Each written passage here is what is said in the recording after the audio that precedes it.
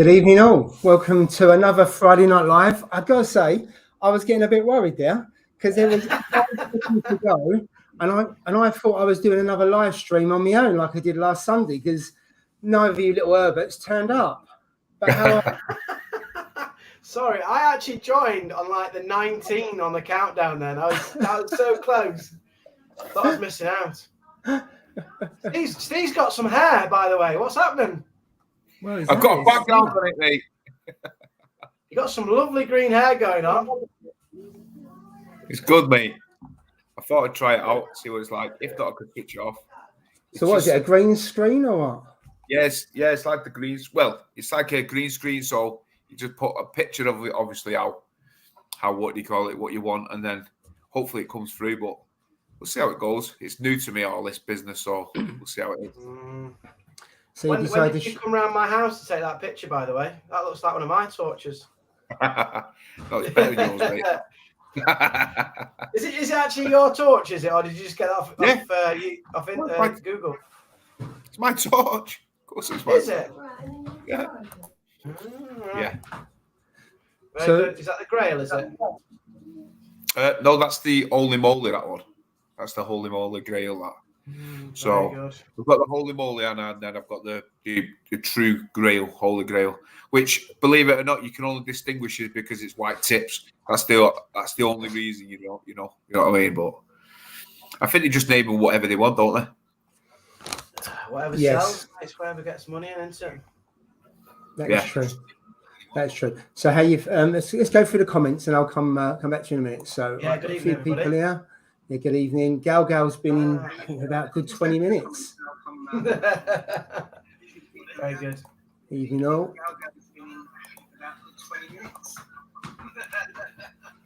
I can hear an echo here. I know. This is like Groundhog Day, isn't it? I can hear an echo here. I know. This is like Groundhog Day, isn't it? Steve, you've got a right echo going on again here. I think it's you, Steve, because you haven't got headphones. You are, mate? Is it me? Yeah. I don't know what's going on here with this because this is like a freaking £2,000 laptop, yeah, state of the art fucking webcam, and I'm still getting echo. How does that work out? I don't understand. I don't know, Steve. I can't work it. You know what I'm going to do? I'm going to see if I can switch it over to 1 minute. I'll be back in a minute. I'll see whether I can switch it over to the speakers from my computer. You know what I mean? Okay. So, 1 minute. Let me just see if I can do it now. We'll see in a mo. Yeah, in fact, I could do it now. Actually. Who's that? Aqua Ian. He won the Fragging kit, didn't he? Yeah, he did. So he was. I'll go on to that. So first of all, thank you for everyone who joined last Sunday. In that really nerve-wracking experience of fragging live, as it was. So MB reefing, yeah. So the Rainbow Chalice is actually doing really well. So you got the main piece and then the piece that I fragged. The colour on both of them, no different to what it was before. So I'm really pleased with that. The Avatar Chalice, so that was the main one I did at the beginning. That was in the sump. I took that out yesterday. That's lost a little bit of colour, but all pieces have survived. So I'm really chuffed with that. And then the watermelon, that's still in the sump in the 900, but that's got a light over it. So at some point over the weekend, I will take that out of the sump and put that into the tank. So I don't think I've fragged so many pieces of chalice, and they've all survived.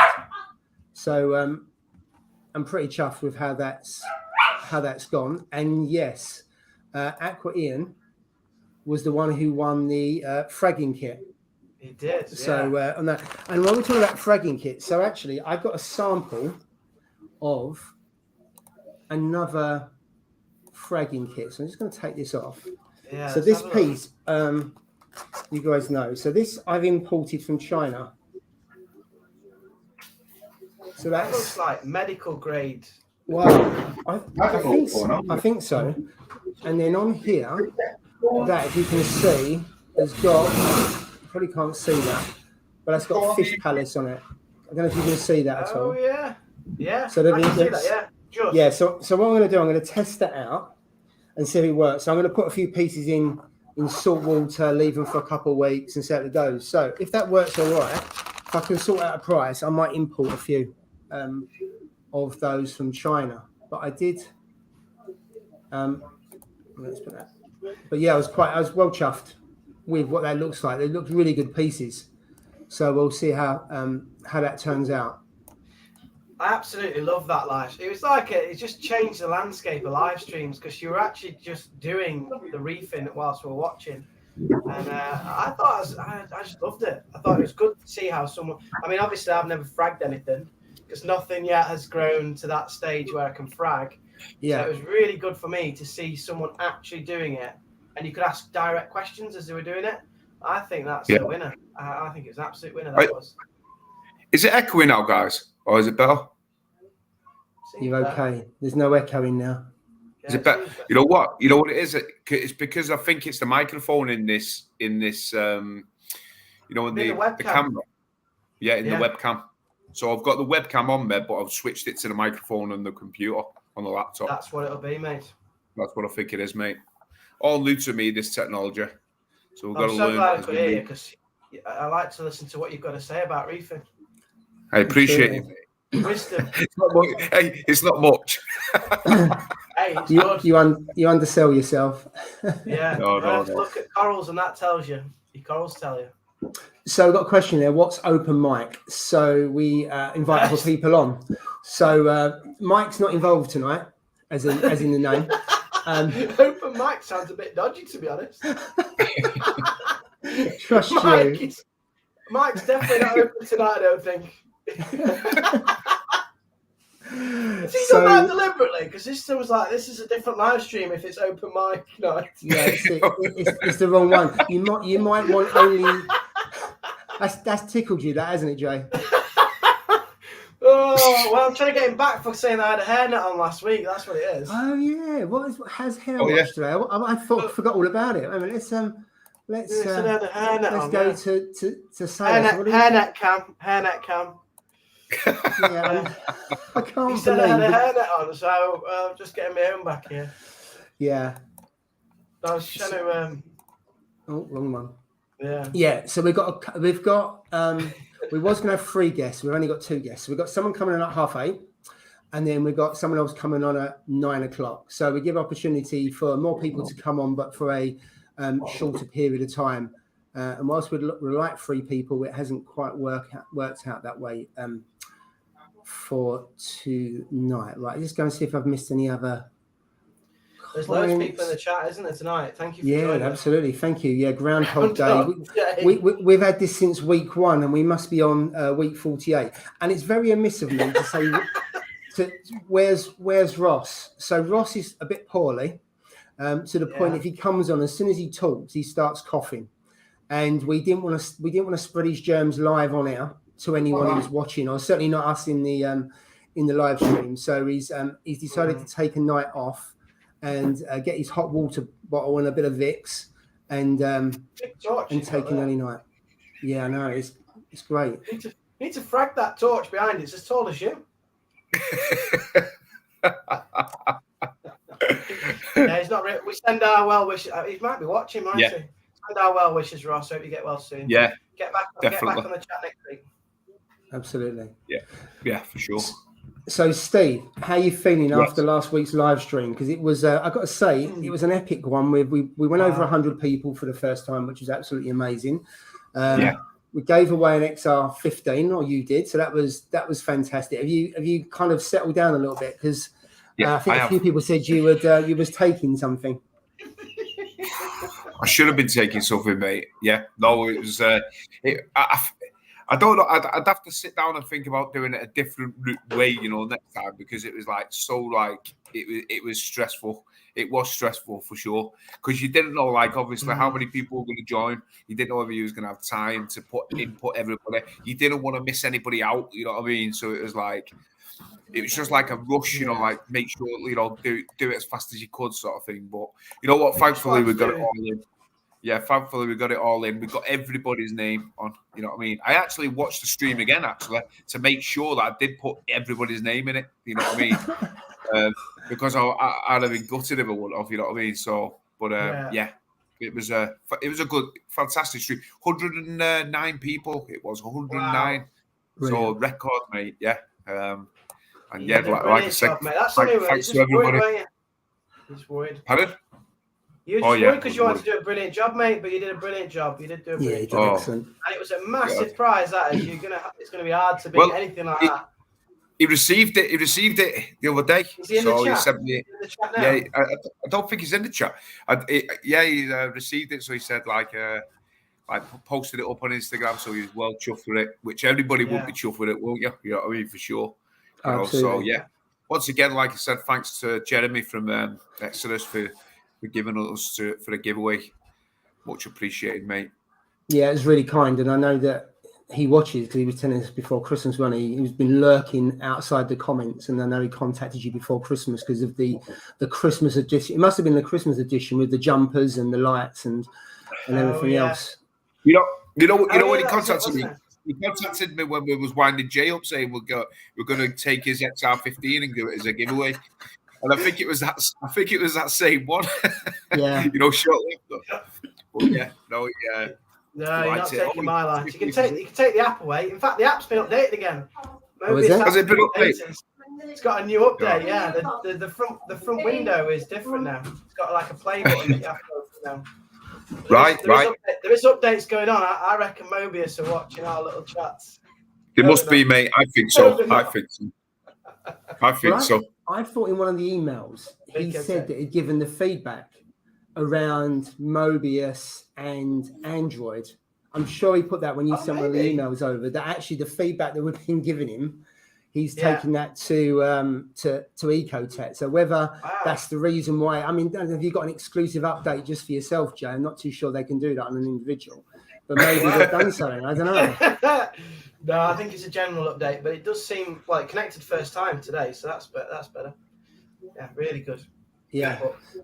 So just going to a couple more comments. So Jay Fragging doing it live. So you're going to do Right, that surely not for the first time. I'm going to really cock that up the first time. I don't even know what I'm going to frag first. So what's closest to frag? What's the closest? What's the easiest thing to frag? What's the easiest thing? SPS. Oh yeah, an SPS. Yeah. SPS. Yeah. Can you just break a bit off? You don't need any tools. You just get your hand in and snap it. Yeah. Well, yeah, that'd be a bit of a rubbish video, wouldn't it? But then, you know, how would you attach it to a frag plug? Would you use glue? Would you use putty? Would you use a bit of both? I use glue all the time, me. I've been doing fragging today. Actually. Reef glue, yeah. Reef glue, yeah. Yeah. But you know what you should do though. You know, like you get the frag plugs. I get the frag plugs. I put the glue on it, and then I dip it in the tank, and then the glue then turns like a milky white. You see, yeah. And it makes it more sticky. It's as if it starts to set straight away. You know, when it's the salt water, yeah. And then I actually stick the frag on whatever it is. I stick it on it then, and it seems to stick perfect. You know what I mean? Don't. I've tried it where I've put the frag on top of it when I've not put the glue in the water with the frag plug. Yeah. Put it in and the frag's floated away. So it's like, what the hell? Oh, it fell off. But yeah, good tip. That was a good tip about your frag plugs in the sump. That was a good tip. Yeah. I've been doing that. I do that a while. Been doing that a while, to be truthful. You know, because I thought, well, if they're in the bag in the cupboard, you might as well shove them all in the sump and like get some beneficial bacteria on them. You know what I mean? I believe it helps heal. You know, the especially when you do zoas. I think it helps heal zoas. You know, more. Because you're actually touching, the zoas are actually touching like the frag plug itself, aren't they? So maybe some bacteria gets on it. I don't know, but it definitely. Like I've done some zoas today, load of them, and they literally put them in an hour. And they were all open again. Every one of them were all open. So how do you do zoas? Because what I do, I just put a little speck of glue onto the frag plug. If I put too much glue, then I'll just get two frag plugs and rub them together to spread the glue. And then it's just a case of trying to drop them on the right side. Because when I first started it, I drop it and they flip the wrong side, and you end up gluing the zoa itself. But it can be. It's easier actually when they close up.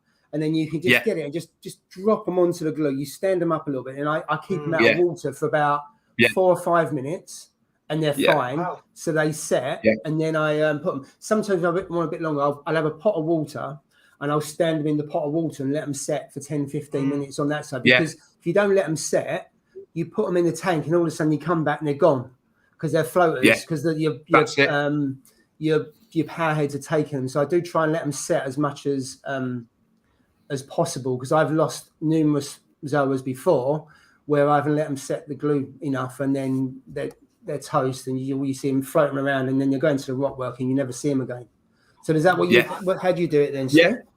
I do basically exactly the same.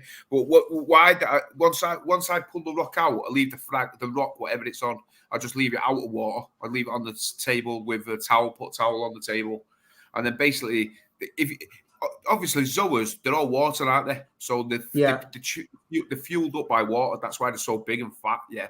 Now when they come out and you slice it with a Stanley blade, I get a Stanley blade on it and I just slice it. Then and then what I do is I have a pair of tweezers and I hold the top of it with the tweezers before I slice it. That way you're getting a good grip, a decent grip of it. Then I slice it, and then I just basically, when you slice it, the water comes out, and then I just take it over to the frag plug and stick it on. And because I've got a hold of it with the tweezers, it gives me that leverage to be able to push down on it. So that's the way. And then obviously the moment it's like that, I leave them to just get the air, so the air, once the air hits it and it hits the glue after it's been into the water, sets really well. Within about a minute it sets, and then I can put them in the tank then. Well, that's what I tend to do. Obviously, you should wear glasses. You know what I mean? You should wear glasses, but I don't really. But you don't. But you don't. I knew there was a but. No. You should wear glasses, but yeah, it's one of those ones. Zoas are UK reefers put is a bit of a faff, and they are a bit of a faff for sure. When you're doing zoas, if it was anything, that they would probably be the worst ones to frag, actually. Yeah, but, they're just a bit. They're fiddly, aren't they? Yeah, they're a bit fiddly. You have to be careful. Hold them properly, that's that's the problem. I'll tell you the worst thing to frag or to stick is pulsing xenia.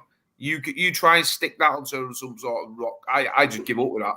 I mean, not that I really want it in my tank, but I found a way now. Whereas if you get a Tupperware box, you get a little Tupperware box and put a million holes in it, put a million holes in it in all direction. Put a bit of rubble and some rock in it, and then just actually, when you're doing thing, you just scrape your xenia, put it in the rock, and then put some rock on top of on top of the where the actual stems are, and within 12 hours they'll stick to it. They'll stuck to it, right. And then you don't need to like, because a lot of people they use like fishing wire, the fishing, very very fine fishing wire, and tie it onto the rock.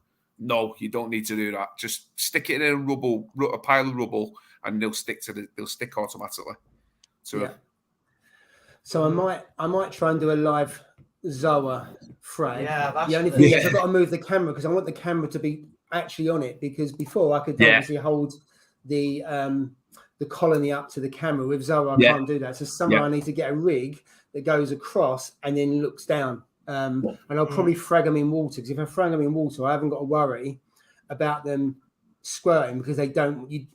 Sometimes I frag them in about 1 inch, 2 inches of water, because that way they don't squirt. So I want to take that out of the equation. So I might do it that way. But if I can get a rig to try and do that, I don't know how I'm going to do that. But find a way of doing it, then it might be a laugh. We'll wait and see. I know. I can't wait to see this one. I think Zoas will be my first one, because that's you got a lot, haven't you? And also what you can do. Rasta Zoas, they're just taking over. I know. So I could do with that scalpel that you've got there, Paul, and just try. And that's what I do when there's ones in the tank. I'll get the scalpel and then I just get it underneath and just tease them off.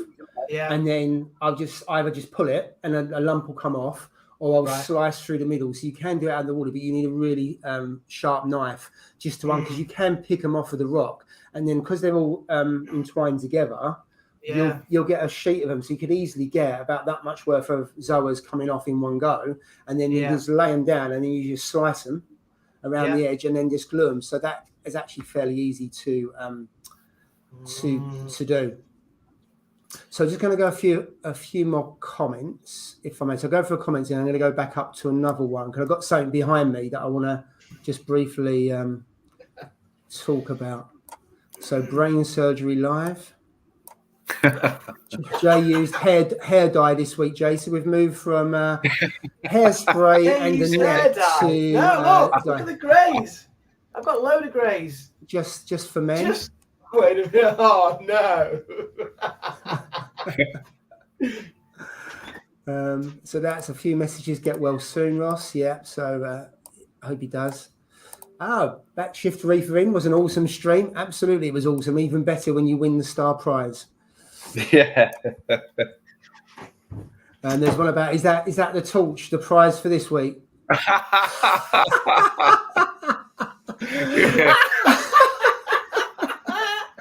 I've got to confess, gents. I know why my SBS went brown. So you've been dyeing your corals, then? I reckon I've dyed my corals. I think some of the dye went in the tank when I was doing it. So just like it's all gone in the tank. That's what it is. So they haven't died; they're dyed, basically. Dear. There you go. I all don't my know where secrets coming out here. I've got no secrets left. I don't know where to go from that because we're on a reefing channel and you're talking about hair dye. Oh dear. Oh dear. Hi Nick. Why is everybody about my hair for? Oh dear, that's quite. They come here for some reefing chat. We started serious on fragging there. That was a good conversation. There we go. Go for it, Paul. Jay could be your Debbie McGee. If you live closer, I'd pop round. That'd be good. But you live too far away from me. Absolutely. Other people hate hope fragging Zoas. It's not bad, is it? Free head New York Knicks for 10 quid. Wow. Oh, is that Seller Marine? They do £10 and then they do it on the. Yeah, but there's another one. It's not fully come out for a couple of weeks. All other torches are fully extended. Any reason why? Dip it. Yeah. Get it out and get it dipped. You know what I mean? That's what I do. Get some sea chem on it. So so you use something, didn't you? Yeah, this hammers and your torches, if they look sad. Right, the reef it. Yeah, the reef dip. Iodine reefed it. Iodine based reefed it. Dip it in that for about 5 minutes. Yeah. Okay. It'll perk up. It should perk up. Sounds like a tip. And then Steve's just disappeared behind a green screen. Oh, there he is. He's back. I've took a few of these things, so I've got a load of different ones. So each week I'm going to change it. It's a different background. There you go. It's guess the coral week with Steve. That's the new challenge. Yeah. A recommendation or suggestion for the green screen for next week. Yeah. What do you want for the green screen next week? Yeah. That's what can be. That's what's going to be asked next week. What picture do you want behind me on the green screen? That's what we can have. I'll have a Pikachu next week, Steve. What we should do is you should all pick corals that you haven't got. You have to go and buy them. So you can do the green screen. Oh, I tell you. I tell you, Michael, it has its benefits and it has its downsides. It'd be good to pop in for a Yorkshire tea, even though I don't drink tea with Jay. And we'll end up with a meeting, a Cobra meeting face to face. So I'm not too sure that's good or bad, but that is true. It would be a crack if we was close together. I've got a request, Steve. Can you shrink down the chromus and try and put them behind you? They wouldn't fit, would they? Yeah. They'd be like, I think they'd be like that. Get the chromus behind. Hey, well, I'll try and take a photo of it and we'll try and put it on. I'd love to see the chromus behind. Picture of Sally. There's a couple of requests for Sally. Yeah, Sally. Oh, Sally. It's now a crack and sticker, that is now. There you go. You and Sally taking a Titanic pose. No, that would be funny. That is a good shout. Oh, mate. You know what? Come on now. Come on. Let's keep it reefing. Well, you can say that until Jay gets out the hair dye and it just all falls apart. Well, it explains the brown corals now, doesn't it? That's what it is. Absolutely. It's on my fingers when I've got my hand in the tank. Brown fingers. Right, move on. Moving on to cleanup crew. That's nearly as bad as open mic night. Oh dear. Right. So, any good online distributors for cleanup crew? But this says Seller Marine has sold out. So you was going to say Seller Marine, I'm sure, Joe. Yeah. So I had a Seller Marine. Like they have like a pick and mix packs. Yeah. You got and 20, you can, like 20 pack, 40 pack. Yeah. They're really good, and they've been like super healthy. Yeah. All of them have survived. They're really good, but has he stopped shipping them at the moment? Maybe because it's too cold or something. I don't know. Yeah. Yes, I don't know if he's run out, or it could be of a certain. It's not. I mean, not as cold as it probably should be for this time of year. But I get the fact. But then if you put a heat pack in, mind you, did yours come in a big box? Did it, Jay? Or was it fairly small? Styrofoam box. But he has. Like I've never seen so much cleanup crew. He's got a huge bank of cleanup crew, different types. He's always got loads. So surprised he's run out, but you never know. Yeah. But so yeah, I don't know of any others because I must admit I haven't bought cleanup crew online. So I don't know if anyone's got any suggestions. Yeah. In terms of else. You know what? There's a guy where I get mine from.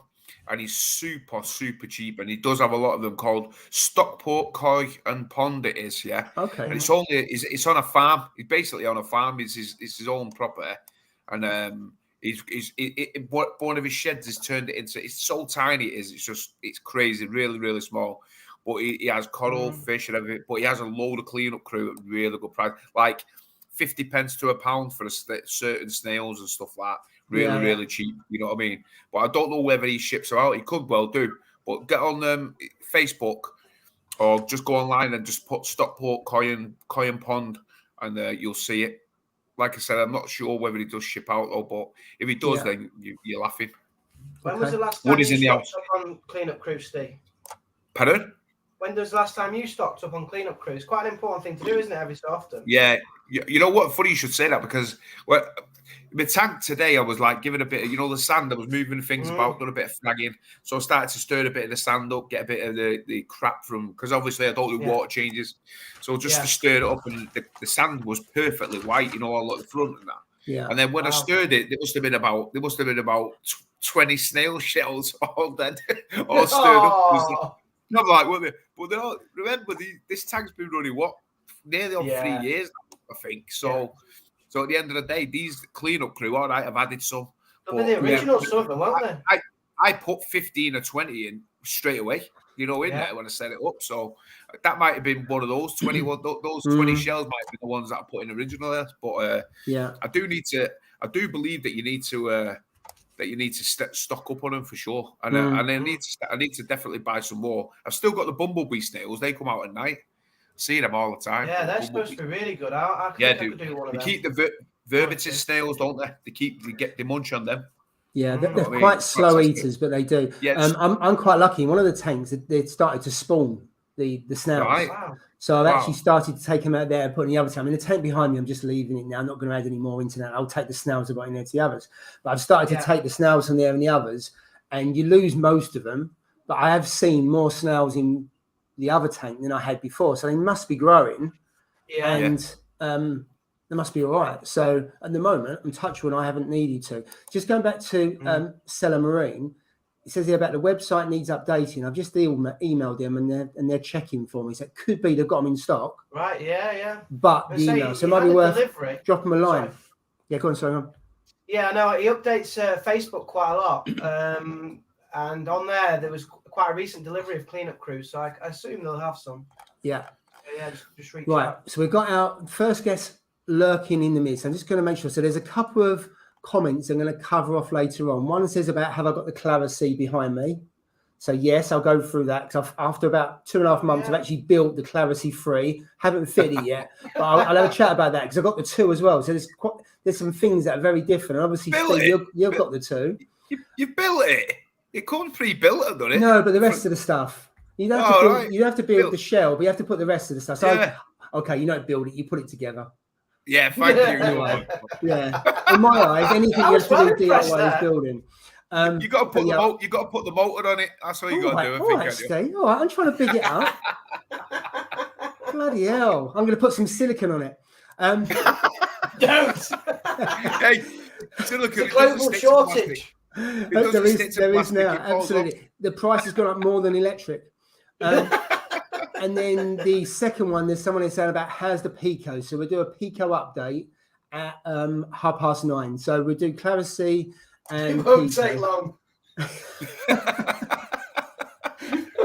Yeah, right, we'll skip that then. There is a couple of updates. I've got an update. I know Steve's got an update, and Jay's got tumbleweed. So, so we'll go on to that. So, right, without further ado, because I'm now running a minute behind. Here we go. Welcome, Nick. Hello, So Nick, as you evening. know, is familiar in the chat. He's the one with the yellow tang in a cup. So welcome, Nick. You're live on our live stream. How you doing, sir? Yeah, good. Can you hear me okay? Yeah, we can, loud and clear. Well. There you go. I just, I'm in your boat, Jay, with the tumbleweeds and the Pico challenge. So Paul did say I was going to get some ribbing, and I warned you that I was. So you're going to start with that. Well, I'll tell you what. Let's start with you as a person, and we'll come on to the Pico in a minute. So I know you've got your fingers in a number of different reefing pies, so to speak. So do you want to give us an update of what you do and what you got on the go? some people regard it as me sticking my nose in rather than fingers in pies, to be honest. Okay, I'm being polite then. So I just try and stick my nose in wherever possible. Yeah, obviously we set my own company. I had for 15 years now, which is Aquarium Cabinet Solutions. So we do bespoke aquarium systems, cabinetry, and all that stuff. More recently, which is my excuse for not getting involved with the Pico challenge yet, I'm just fitting out my unit to be a store. I've moved Mr. Mickey Boy in as a tank builder as well, so he's setting up his company in my unit, which is MBM Aquarium Design. So yeah, hopefully he's gonna do really well. And then aside from that, I was a part of setting up Platinum Reef Products last year, where we distributed now Cade, Delua, Illumimagic, Marco. We just got Himali as well, which I'm really excited about. So I know I inundated Paul with a load of pictures because I knew you were going to touch on a few topics. I sent him some images of stuff through. So Himali, I'm very, very excited about. So what one's Himali? Because I have got some pictures and some. Himali. What is it? Because I've never heard of it. Let's Google Himali is one of those products where I'll be honest, I don't think we'll sell very many products because it's a very high-end acrylic sump. So I refer to it as the Lamborghini, the Ferrari of sumps. So it's very prestigious, very high. You can see my screen. Is it one of those then? Yeah, that's the one. That's the Rolls Royce of sumps. That's it. Yeah, absolutely beautiful. So Eric, I've known for a few years. He's been following me, what I've been doing for a few years, and gratefully I accepted him when he asked me if I'd like to have those for the UK. So yeah, I'm really pleased with that one. So yeah, but I mean, all the product lines are really happy with all the product lines, to be honest. So yeah, hopefully we'll do well with them all. So those Himali sumps, Nick. Can you get them customized to yourself, or are they all like come as a normal standard setup? No, you can. Yeah, you can do both. So he has standard ranges, standard stuff. Yeah. He has like auto top-up units, reactors. He has sumps that one that you saw was, I think, is the Platinum range where it's got the built-in roller filter. Yeah, roller filter. Yeah, you can have them with built-in reactors. You can have them plain, but you can also order them bespoke as well. So pretty much everything. Right. But the guy is just so good. Eric is like got such a talent with that stuff. Is very recently just got a contract with BRS.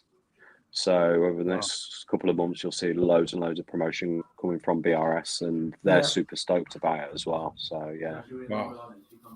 So how does it work? Has he got kind of number of stock products, and then you can customize those, or you can have a completely customized one depending on what you need?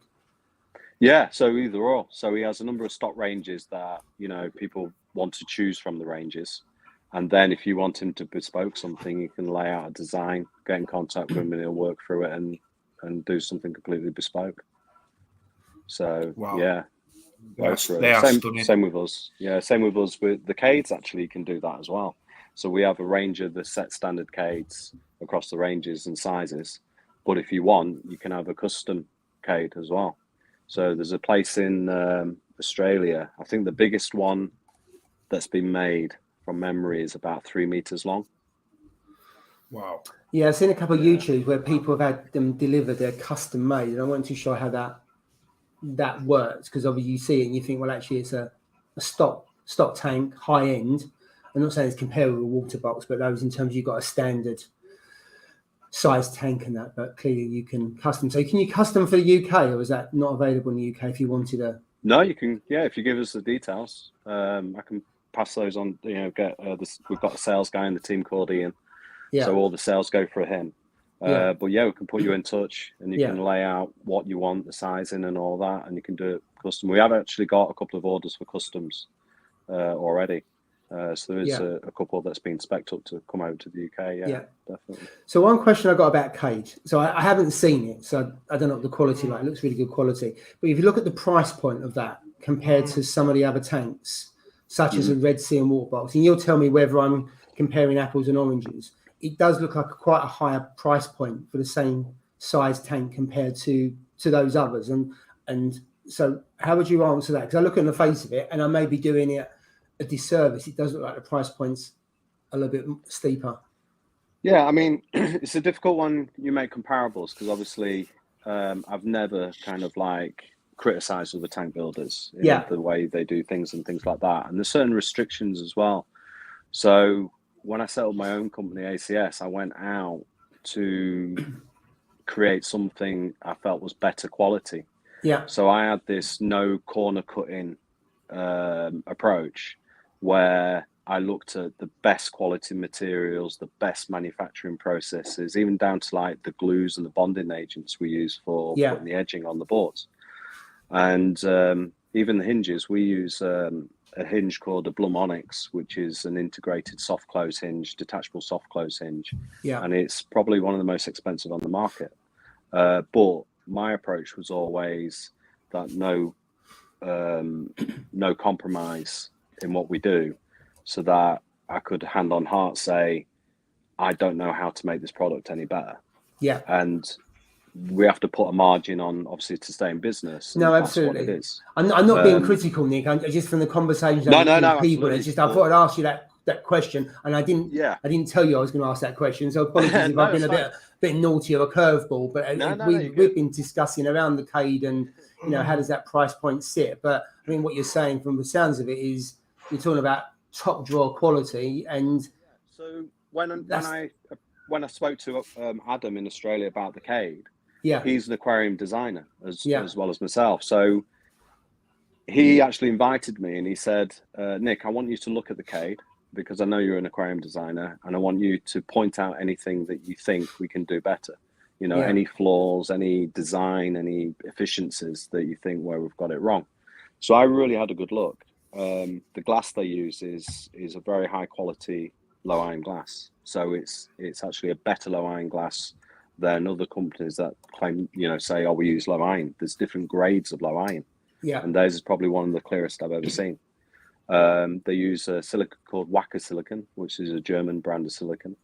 Waterbox also use that silicon as well. So they, use that as a selling point. We use Wacker. So it's a statement of quality. You've got the aluminium framing.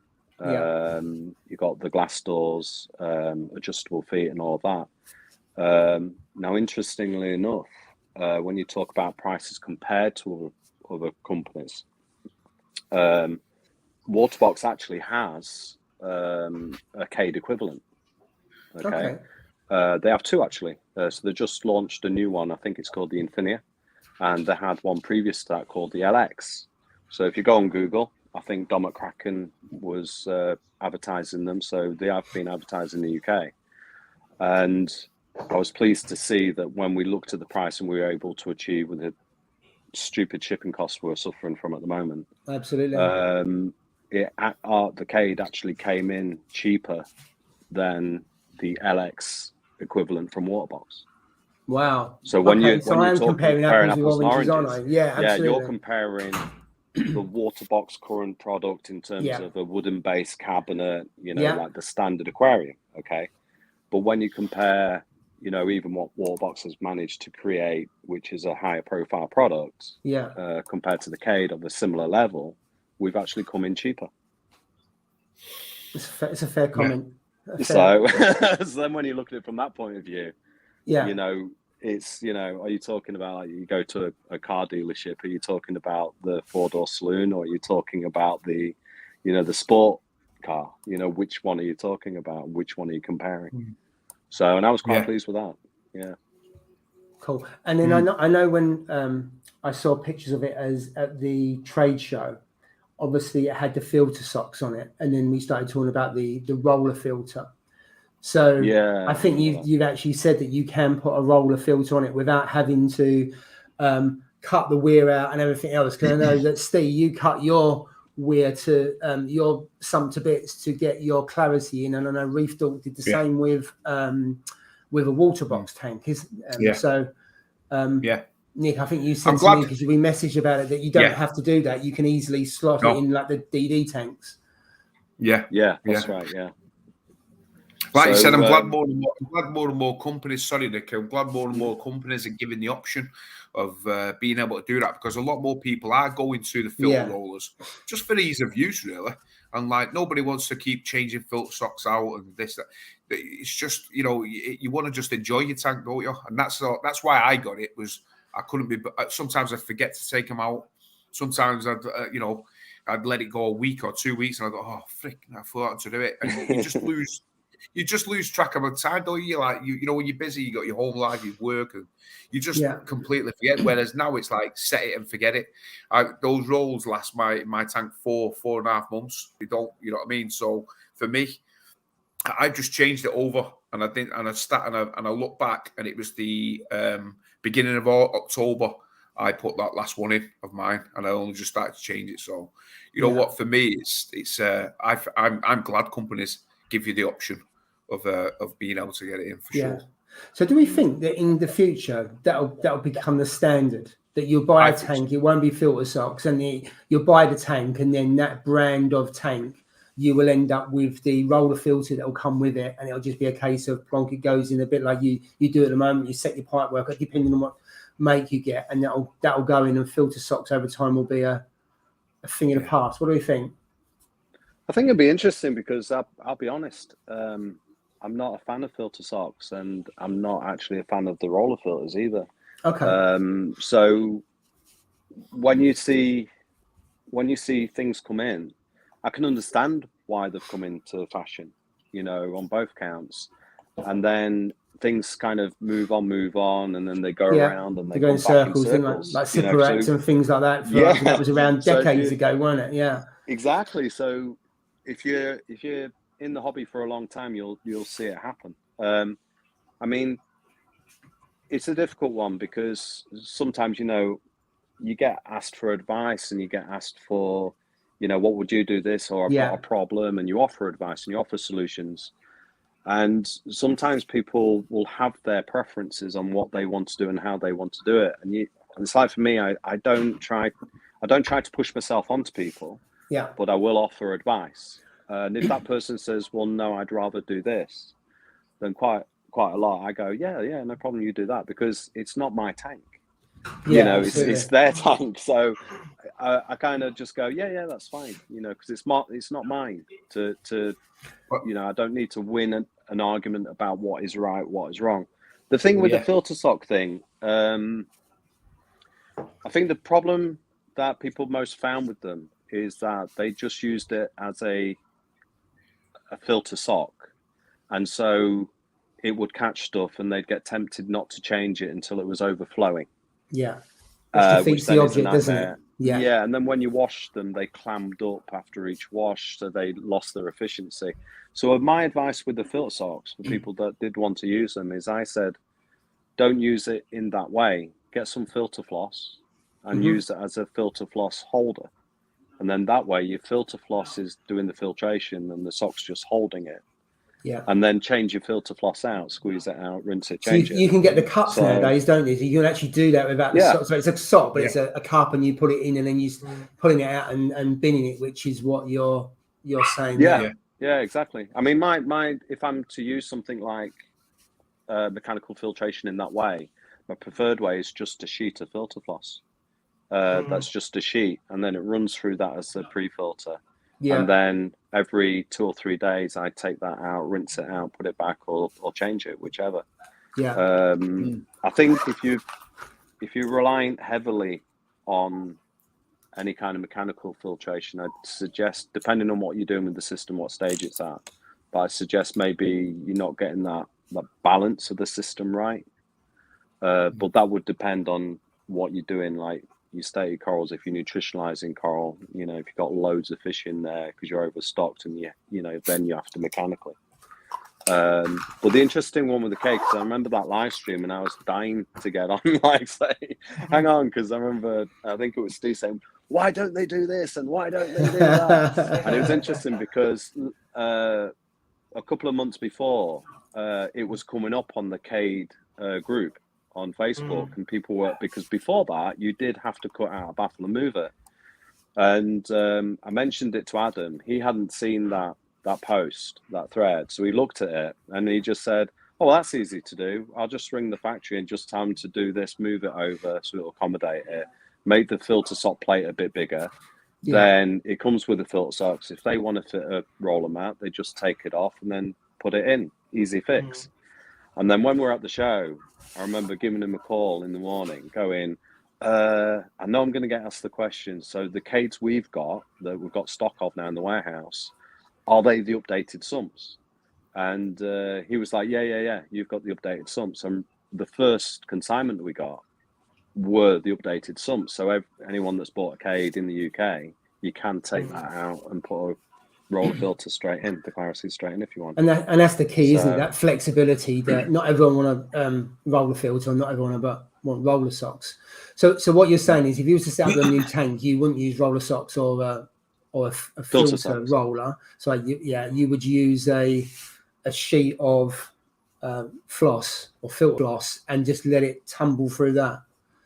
Yeah, I mean, I need to get a tank because I probably haven't had a tank in like 2 years. So I need to get a tank. Even me as a reefer, I can have a tank and I can not have a tank, you know, but after a while I get that itch, you know, because I'm still a hobbyist at heart. So I get that itch. And right now, with everything that's going on, everything that we're doing, I'm severely getting that itch to have a tank. So we've got, oh God, we've got loads laid around at the warehouse. I've got a big 9-footer, I've got 2-foot stuff there and so on. But there's one particular one which is a nice little, it's about 1 meter long and it's a shallow, rimless, braceless. So I'm going to chuck that in the office and get that set up. But when I initially set up a tank, I actually don't use any mechanical filtration. I don't run a skimmer. I don't do any of that. Yeah. So initially, I'm seeding the system. I want as much bacteria colonizing and all of that kind of stuff. So I don't run a skimmer on a new system for about 3 months. Absolutely. We talk about that quite a bit in terms of people starting with a dead tank, basically sterile, put all the filtration in and then wonder why the nutrients don't go anywhere other than zero, because you're skimming it all out. You're with a filter floss and a filter rolling out. And I know, Steve, you quite often you have the gate open so the water just flows through. And I must know I'm exactly the same. I just let the tank run, and then once you've got your nitrates and all that, then you start to dial it in with different things, whether it be a skimmer or something else. And I think that's probably the best way to avoid the nasty stuff that people are getting nowadays, because you do see a lot of people reporting and talking about dinos, don't you? Amongst other things. You see, that's the one good thing. That's the one good thing. What I like about it is, if you got it plumbed, I mean, you don't need to plumb it in. The clarities, you could just rest it on the bottom, which is what I do. Which you can do. But if you've got it directly plumbed in to your overflow, and it goes right directly in there, I believe you've got the option of, if you want to add more. So I run a lower nutrient system anyway, a fairly lowish one anyway, and they never ever go above 10. So, but it gives me that option. Whereas if I see that they're going really low, you can open the gate valve and you can let more nutrients come through the system. I have mine now permanently open, at least half on the gate valve. That's why I think the filter will last longer. But I have it at half, and then I tested my nitrates the other day, and it was like coming in at 7.1. So like that's perfect for me, you know. around that area, that's what I'm happy with. But whereas if God forbid, if they went about 20, 25, and I was like, whoa, let's close this. You've got the option of shutting everything down, close the gate valve, do the whole lot, and let the majority of the finger take it out. So that's what I like. That's what I like about it. I think you can, for, not necessarily for a new tank, but for one like mine where it's been going nearly 3 years now, it's worth its weight in gold to me. But like I said, it's not for everybody, is it? No, absolutely. Nick, can I ask something? So I absolutely love the K tanks. I've got my mind set on one. But the issue I've got is, obviously in a British house, we've got lots of corners. People like to put the tanks in corners. I've got an alcove that would be perfect for my next tank. But then the Lamborghini doors just I won't be able to use them. Do they all come with the kind of fly doors? They do, Jay. The thing is that it's a difficult one, because that was one of the first things I saw, and I was like, okay, we have alcoves, and the thing is that the tank wasn't designed for the UK, and in America and Australia they don't have that issue so much. You've got bigger houses and bigger rooms, haven't you? Yeah, they're like, why have they done that? Why have they done that? We always put ours in corners, don't we? We tend to put them in corners. But it wasn't designed for us. Yeah. There is a few things you can do though. So if you wanted, I'll tell you what I could do for you, Jay. If you wanted to order one, you let me know, and I can mod it for you. So I'll personally modify it for you, so I can make it so that you plug your sockets and stuff are at the front. At the front, but it's quite a straightforward thing to do. So if you did that, I could modify that, and I could document the modification, so that then other people could do it. I'd like an instructional video of how to do it. But there is other options as well. So for example, if you were looking at something like a 4 foot, there is a 4 foot peninsula now as well. So you could actually have the 4 foot peninsula, but sideways on, and then just put a vinyl down the back, and then all your plugs on the peninsula, all the plug sockets are at the front. I like Which one's that one, Kate? Which one? The S2 Frag 900, that one. Oh, because you love a shallow reef. Yeah, I like a shallow reef, and it's just under 1 meter, which is what the alcove is there. Yeah. That one actually, the one we took to the show was the 4 foot shallow, and when I saw the 3 foot shallows, I actually really like that size, because it's a nice size. It's compact, but it feels still weighty, like big. So it's actually a really nice size. Yeah. There's a couple of cracking tanks on Instagram, and the ones that really stand out to me are the shallow reef ones, and they just look fantastic, just the way they're done. And I know we've discussed it quite a bit, Jay, haven't we, about a shallow reef? And I just think they just look. I say a bit different because not many people have got them, but they just look spot on, I think. The glass, and they look fantastic with the mangroves. The mangroves pop. Yeah, that's the one I'm talking about. Yeah, they just look fantastic, don't they? They do. It does look quality. Got to admit. I like how you can have like the quite a lot of sand as well, and I quite like that. Yeah. So where you can position, it becomes more like art, doesn't it? Well, they're all a bit like art. But I think the large sand bed that's kind of exposed, and then you got like the two rock islands. They do look really cool. They do. Really cool. And by the nature of the, sorry, go on, Nick. I was just going to say, Paul. Sorry, I don't know if you can stick up the picture I sent you of the aquascape. Right, let me see. Because that aquascape is for a shallow, like rimless, and that's one of the things I wanted to show was that how aquascaping's changed over the years as well. See, that's so difficult.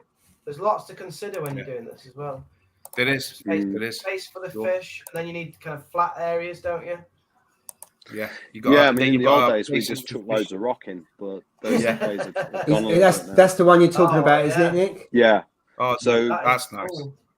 Yeah, so me and Mickey Boy did that. Mickey Boy mostly. I don't want to steal his thunder, but that was for a shallow tank that we did, and those in those sort of tanks, honestly, it just looks amazing. Yeah. And coral. We did that with coral placement in mind, and then open flow because we wanted to do more LPS and SPS in that one. Yeah. So Oh, you can You imagine. can really create some different stuff in the shallow tanks. And I suppose you could also put some little caves in it, so you've got a combination of what good enough for corals and stuff like that, but also those little nooks and crannies that smaller fish really appreciate that they can dart into and stuff. And you could do a lot with that kind of little caves and that, and not lose the aesthetics of that kind of rock. So what rock is that made out of, Nick? That's the Marco rock. It's Marco rock. So we've got that in stock now. So we've got the regular stuff like the Reef Saver, the Foundation, and the Premium Shelf, which has been sold in the UK for probably about the last 10 years or so. Then we've also brought in the Bahama Sand, which is really nice, and also the frag shelves. So you can buy like a bag and like have frag shelves, and also like rock rubble as well. So we got those. And then I ordered some. My partners weren't very happy with me because I ordered these oversized pieces, which are like huge. And they're like, "Are people going to buy these?" I'm like, "Yeah, I promise you, there's some people with some big tanks out there. They'll sell." But they're absolutely huge, bigger than I actually expected. So but yeah, it's a nice product. It's good stuff. Yeah, it's good. That's a nice skate. That's a lovely skate. I like the symmetry. I like a bit of symmetry. That's got symmetry. And I could imagine on the left hand side, like building a whole euphyllia garden all the way up on the left hand side. You know, like that'd just be absolutely incredible. So whereabouts? You talking about on this left hand side? On the left hand side of it there. Yeah. As we look, building like a euphyllia garden that goes all the way around. Like, that would like around the staircase bit on that on that left, and because you're stepping it, they wouldn't all be flat, so you'd get to see all of them, wouldn't you? Exactly. Yeah. Be stunning that. Yeah, I could see that. But the thing is, what you're saying there, though, Steve, is exactly what I love about doing stuff like that, because you as a reefer, when you look at that, suddenly you start to go, "Oh, I can do this, I can do that." Absolutely. And to me, that's what it's all about, seeing something and suddenly going, "Oh, right, I can do this, I can put that there," and that's what. See, like, we're talking about. Sorry, go on, Steve. Go on, Nick. No, go on, mate. I'm just going to say, one of the things that we're talking about doing at the store is doing these so people can buy them, like walk in if they're a bit apprehensive about doing them themselves. We're going to get some pre-made, and also we can work with people to do it. So that was for a client that asked us to do that.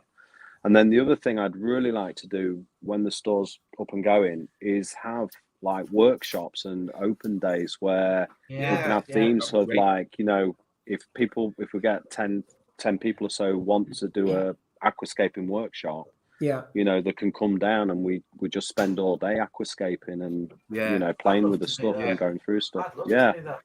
Is it near Sheffield, Nick? Doncaster. Doncaster. Oh, fairly near. It's about 20 minutes from Sheffield. Yeah, Doncaster. Yeah. That's good. That's not too Yeah. far from me. That's all right. You go with that. There you go. I think having that kind of rock area. Yeah, having some of that kind of... Get your own mug and everything. That's it. Having that kind of rock area is a bit... Sorry, go on. You got a dumper truck, didn't you, just to do your skate? You didn't even glue it or anything, did you? Who? You just like tipped a load of rubble in and just left it. You didn't glue it or anything, did you? You know what it is? It's called having imagination, mate, and linking it. It's like Lego and jigsaw puzzle. Yeah, you put once you find that sweet spot, they all link together, and then look how much aquascapes come on in 3 years, because you did yours 3 years ago, and that one looks amazing. That one there. Exactly, mate. And you know what? But like as you get old, as you get like more into it, and you get more like a little bit more knowledge. Would like you do yours differently now? Would you do it more like that? I know that exactly how I would put what corals I would put and where on that skate. That we just see. I can envision exactly where things would go. Well, that's just because I've learned by my mistakes in my tank. You know what I mean? And that's what it is.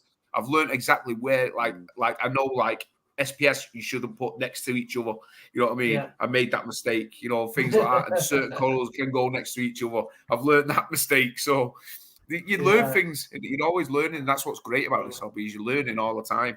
But every day you're learning something. You know what I mean? So, and one of the things we can offer as well, Steve, is like if you knew you were ordering a tank and you knew you were going to have to do your skate, you could come down to ours. You could pick your rock, and you could start constructing the escape until you were happy with it. So you could take Yeah. you know, you could do it half of it 1 week, go away, come back the next week, and finish it off until you're happy.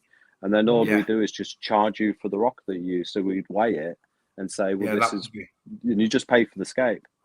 Yeah, you know? that's fantastic. I mean, I'd even be happy to have people come down and just play and stick stuff together anyway, you know, because we can always smash it back up, you know, if it was no good. So I'm happy for people just to try stuff out and have a play. I want it to be where it's just, I know everyone says this, but I want it to be a place for reefers where they can come and talk and do stuff and just be reefers. That's great. You know, that's what I'm aiming for. A real like meeting place for people. Yeah. That's exactly what you want for sure. Yeah. I mean, there's not many places like that actually, is there? You know, like stores that you can do that. I mean, a lot of the people are busy out there, you know, store owners, they just like, oh, let onto you and, you know, they chat, but they're just that busy that there's no real like meaning for it. Like when it's a store like yours where you can get in and you can do things, mess about, you know, build your own rockscape, like you said. That's exactly what we're missing, I think. But also space is a premium, isn't it? Because the square footage, you pay rent, you pay rates back on that, and of course, if you've got that in the front, you have to pay more because it's in front rather than back of house. So probably why the stores are smaller, because it's expensive, isn't it? And to get that kind of unit, and the bigger the unit, the more it is to heat it with the tanks and all that. So a bigger store probably doesn't work out that well. So I can understand why most of the ones I've seen are smaller for that very reason. I mean, Charterhouse, that used to be in East London, their showroom was massive and it was under railway arches, but their electricity bill must have been astronomical, because from floor to ceiling, well, railway arch, you're talking at least probably 25, 30 foot, and they had about 20 tanks, both fresh water and salt. I mean, it's fantastic before they moved. But their electricity bill, and that was when it was really, I suppose, cheap compared to today. The economics don't always work out, do they? But I get it. If you can do that, that would be something a bit different, and I think it'd be brilliant. And good location. I mean, center of the country. Yeah, I mean, I'm lucky because my unit is actually big. It's a big old unit. Yeah. So we have got the scope for that. And where I am in Doncaster as well, the rent is actually pretty good. Okay. You're right though, Paul. Electricity utilities is a killer. When we were distributing for Nordic Reef, 2014 and 15, and the electric bill for just the corals and the fish stock was like £500 a month. And when you think that now they're talking about the electricity hike now, you know, it's gonna go crazy. It's going to be 2 or 3 times. Just thinking that 7-8 years ago, we've had a hike early this year. It's going to go through the roof next year. So God knows what the equivalent of £500 would have been that 7 or 8 years ago compared to now. It's going to be X times more, isn't it? So it's trying to balance that. Now we're out of time. I just want to have just a quick question to you. Pico, what are you doing Pico wise? Because you're in our group. We're going to talk about Pico a little bit more detail later on. But I need to pin you down. If you're in the group, you've got to have a tank. Unlike Joe, that's got a tank it's in a bag, which he's going to make. We actually want to see a proper tank at some point. So what are you going to do before? I let you go? So I had a couple of options. So there's a few designs I had in mind. I know someone has already done the drop off one. I do these crazy like upside down drop offs and stuff like that as well. But I thought, no. There's a guy called Ben Young, and if you Google him and look at his he does sculptures with glass and rock.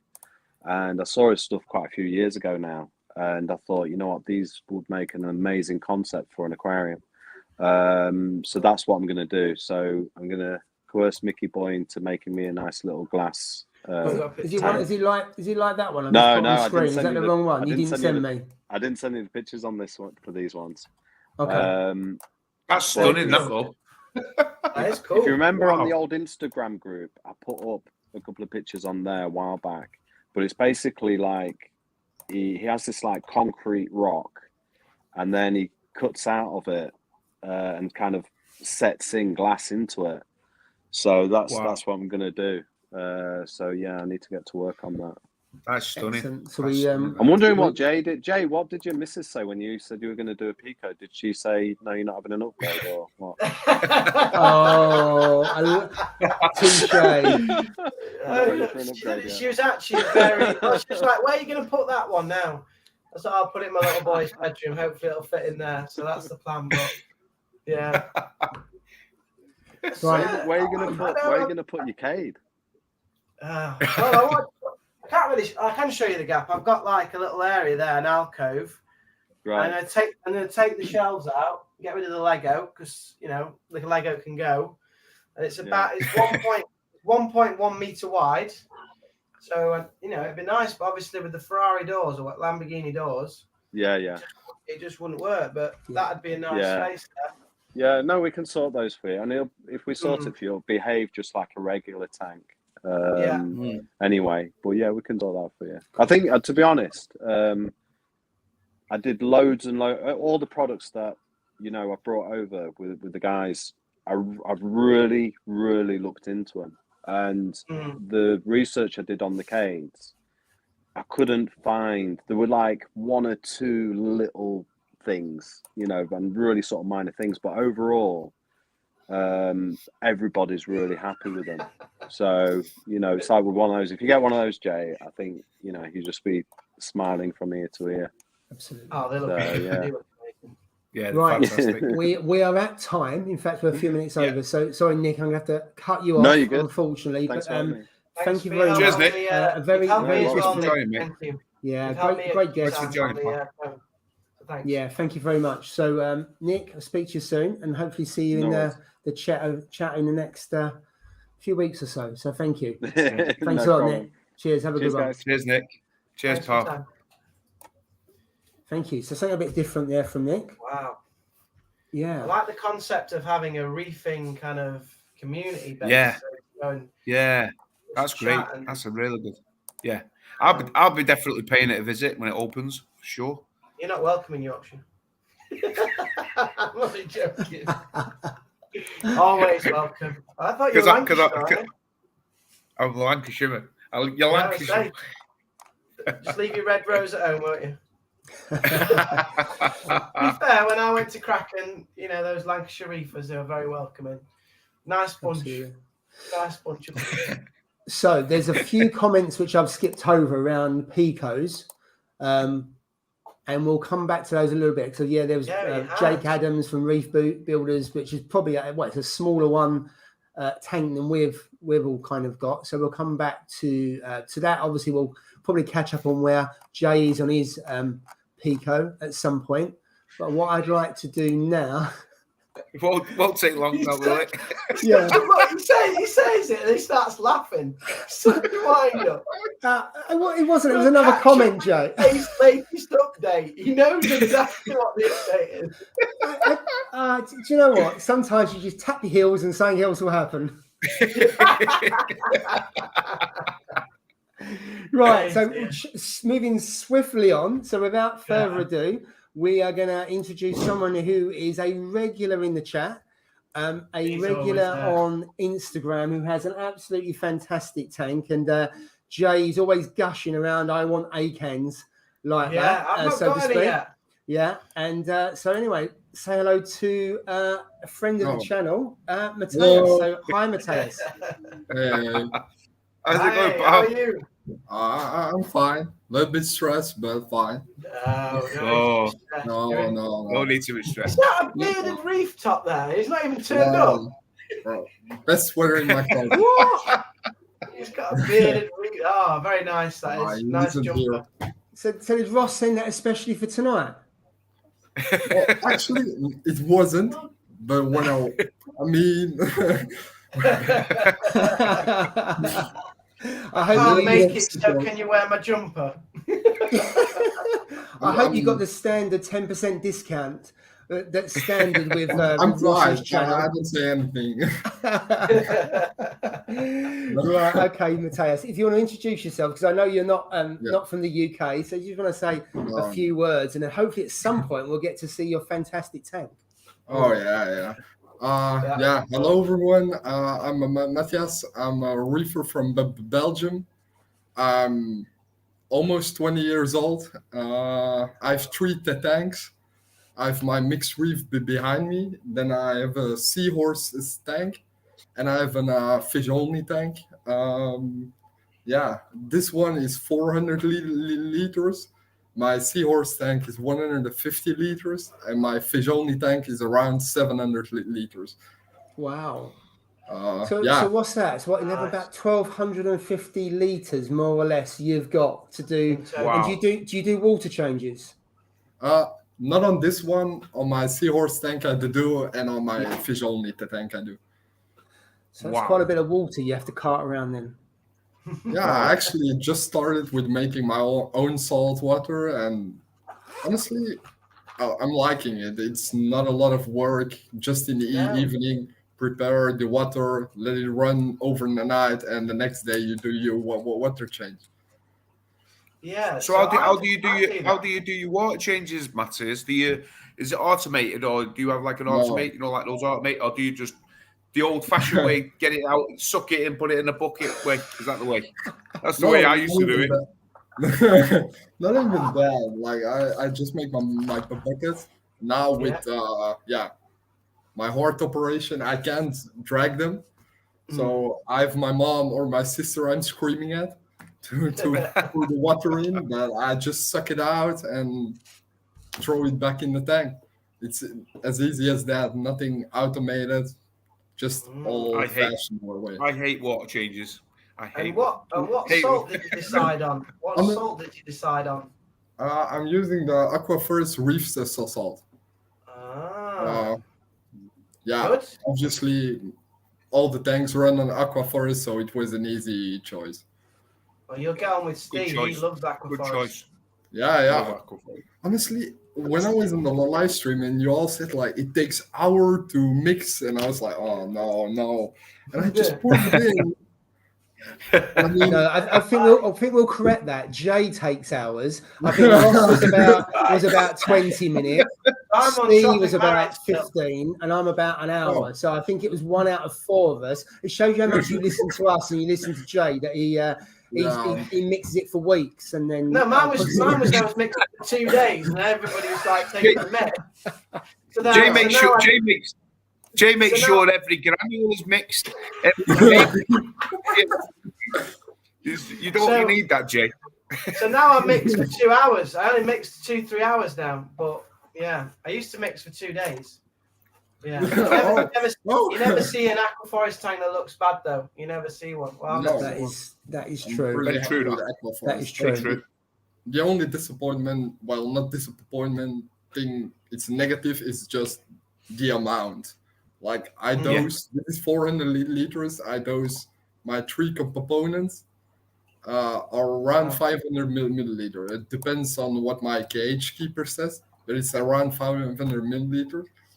And I mean, as being a young boy, like €50 for like 3 components, and that's like 1 month, so that's a lot of money in a year.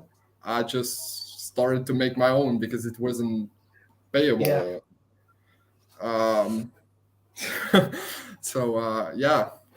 That's the only negative side from Aquaforest.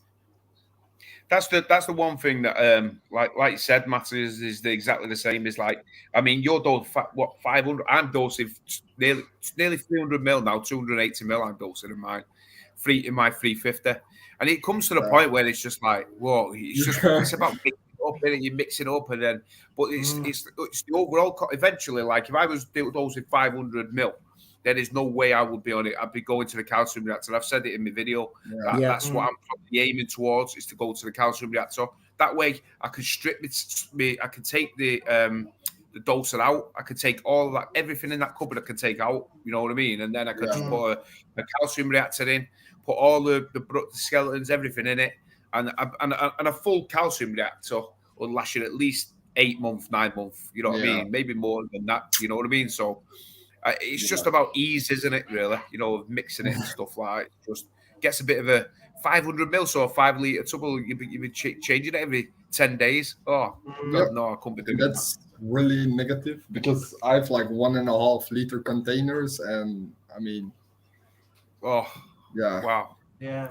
It is. It is. It's the only problem. You just see it dropping like crazy, and you're like, yeah, it's time again. Matthias, Yeah. is your gold torch, is that Australian or is it Indo? And when's it ready to frag? You know I like that torch. Make In the deals. corner. I can earn some money here. You can earn some money. Have you seen this torch? Have you seen the gold one he's got? It's Australian. It's an Australian one, isn't it? Yeah, it's sold for me to Australia, and I'm pretty sure. On that note, do you want to give us a tour of the tank, and then you can make Jay jealous with both the torch and also the Acan garden? I want to ask you about the Acan. Well. How you keep Acans? Oh, yeah. I made a little setup because with my Dixie. Oh, professional. Yeah, Jay, you have to. So I'll let you set up, and then I'll put you on. I'll put you on solo. Oh, yeah, you can do that. Jay's after a suitcase frag. Suitcase frag. Stunning. Milk Jay for all he's worth. There's a common theme here as usual, Jay. So this is the Australian. So most people struggle with these Australian gold torches. How have you got it? How have you got it like that? Yeah, so you had it. There it is. That one. Wow. Was that the bottom right-hand corner? Yeah. Wait. Yeah. Wow. Look at the size of that Maxima clam. Is that a Maxima clam, that is? This was one of my first clams. Well, one of my first corals I ever got. And I've been in the hobby for 2.5 years to 3 years. Wow. So goodness. It started from a small one. I'm gonna try. What kind of size is that clam? Because I'm trying to get a perspective as to how big is that torch. But the torch looks really small because it's next to a huge clam. Must be a hand size easily. Yeah, that's it. Yeah, that's a good look. Oh, that's If you leave it, that's a big clam. Yeah. I wouldn't take it back any further. That's okay. That's fine. Perfect. Yeah. Yes. So what kind of size is that clam then? I think it's around. Well, I have a meter. I never really. Wait, let me see. It doesn't have to be precise. No, but I mean, I can't really guess it because it's close. I would say around 15 centimeters to 20. Wow. And everything is starting to close up. But yeah. I mean, so there's a question. How many heads is that gold torch roughly? Do you know? Yeah. Honestly, I want you guys to guess, and you're gonna be really, really surprised. Do we win it? Do we win it if? No, wait. Never mind. No calls. I'm gonna say 15. I'm gonna say. 15? I'm gonna 15 say small heads. 4. No. So we've got some comments in. So keep the comments. Don't say yet, because there's a few people. I think 10. Matt Edwards has said 4. I don't know if there's any other comments of people what they. Way more than 4. What they. Honestly, you're gonna be surprised. Okay. Right. So we've got 3. Wow. Wait, 6. I give a tip. It's not fraggable. Oh right. Okay. So it's actually, someone's put 3. We'll just give it a couple more seconds. I would say 7. We've got 4. We've got 8. We can chop it up, can't we, Steve? Yeah. Send it over here. I'll show Okay. you. Chop it. Right. One. So that's not one head. So we've got quite a few people saying 1 and 2 heads. I think we'll draw a line under there. It must be 1 if it's not fraggable. So how many is it then, Matthias? It is actually 1 head. What? No way. Splitting to 2 heads. Honestly, should I grab it? No, I don't think you need to prove it. Will, I would leave it. Yeah. If I was you, we don't want any accidents. Yeah, that's the biggest. That's the biggest single. That's the biggest single Australian head gold torch head I've ever seen in my life. There was actually why I bought it. Now, if I went to the shop and somebody said I've got a single head of gold and I got that, and you got that, you'd be over the moon. Yeah. Oh, mate. Wow, yeah. Wow. Yeah, it's actually massive. That's why I bought it. because I don't know if you can see, but there is. I changed my scape a little bit. That's why my golden torch. It's a dragon soul, and that's huge. Is around 10 heads, I think. Wait, Yeah. I hate this reflection. Beautiful. Yeah. And it's around 10 heads, but like this is only like 1/3 smaller, so it's really, I don't know why it's so big, but it's loving life. What are you feeding these torches? Because they're looking super healthy. What are you giving them? I use Aquaforest Power Food. Okay. I have the Rico. For sure, growth boost. LPS food from Aquaforest and LPPS pellets from Easy Reef. Wow. And I mix it with phytoplankton and some frozen mysis. Yeah. So it's a range of different things. I mean, Jay, I know you love a bit of phyto in your tank, and you swear by it, don't you? Yeah. Honestly, the phyto is more for the clams, and a little bit just overall for the tank, but mainly for the clams. How long you had the Aussie Gold for? Wait, what did you say? Sorry, how long have you had the Australian torch? How long have you been in there? Honestly, almost, because I bought it for my birthday, and my birthday is next week, so So nearly a year. So yeah, nearly a year. I would say 11 months for sure. So it's doing well then. Wow. They often it's loving fail, life. don't they? Honestly, there was a Nemo in there, and it was doing completely fine. But last night, it was all retracted, and it was just pushing it, and I was like, "Oh hell no!" You're not killing it.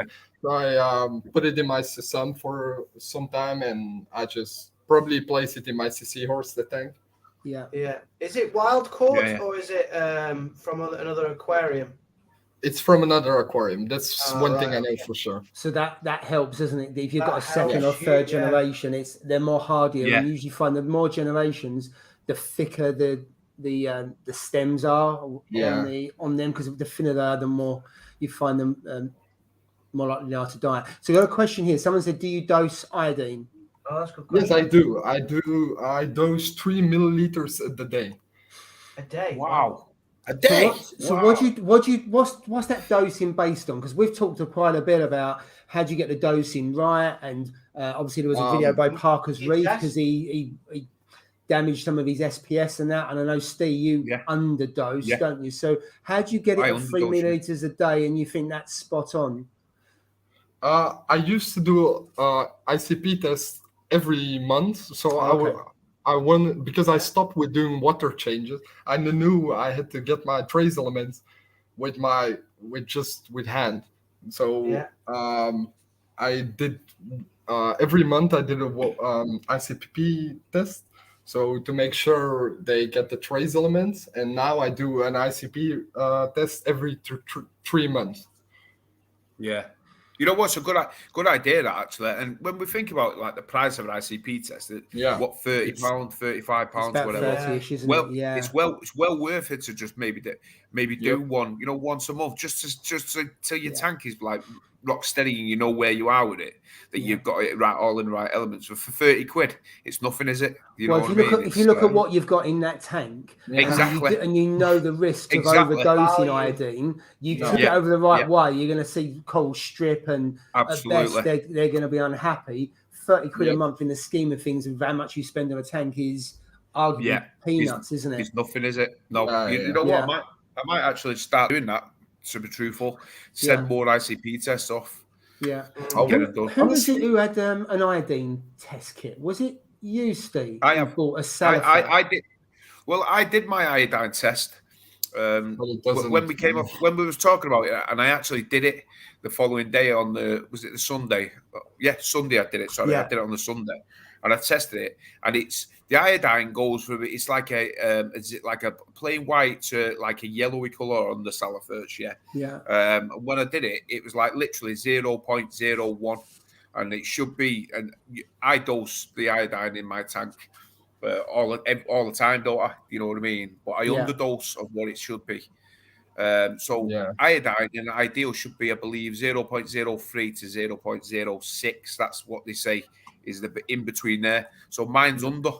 So when I look at it, mine is like really, really under. So I need to maybe up my dose, or like Matthias said, send an ICP test off, and make sure that I am doing it, that it is that number before I start doing it, because the worst thing I don't want to do is like get false reading on the salifert, and then before you know it, I up my dosage, and then like you said with iodine, there's no coming back. Once you'd overdose that, it's a killer for sure. So Parker's Reef had to do hundreds upon hundreds of litres change. I don't know if he ended up doing 100% water change, if not more. And if you look at the size of his tank, the bigger the tank, it's harder for to obviously get it out of your system and get it sorted. So it's an important one to not only dose, but to even more important to get it right. Got a different question here. This is about so Aqua Ian. It says, secret. Honestly, how easy or difficult is it to keep seahorses? Because you don't actually see that many around, and whenever you see YouTube channels, you don't seem to see someone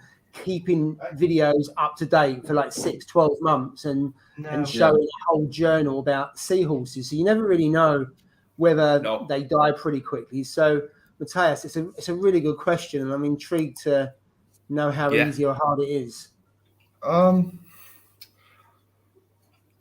In my perspective, it's really, really easy. The only negative, well, not negative, hard part is feeding it. It's not that it's hard to feed it, it's more how often you feed. It depends on how old the seahorse is. I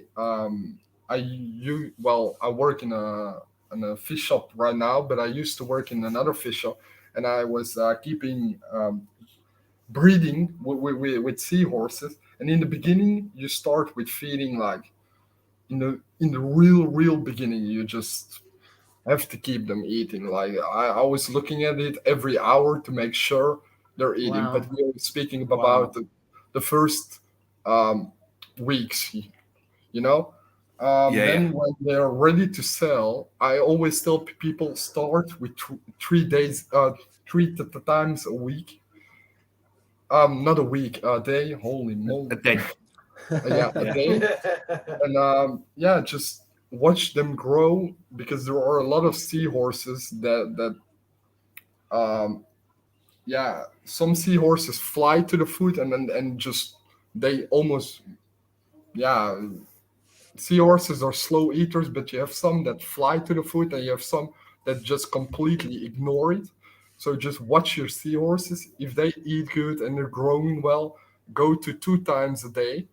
I would stick to 2 times a day, but when they're really big, I'm not gonna tell anyone to do it, but you could go to 1 time a day. But we're speaking about like old seahorses, like at least a year and a half.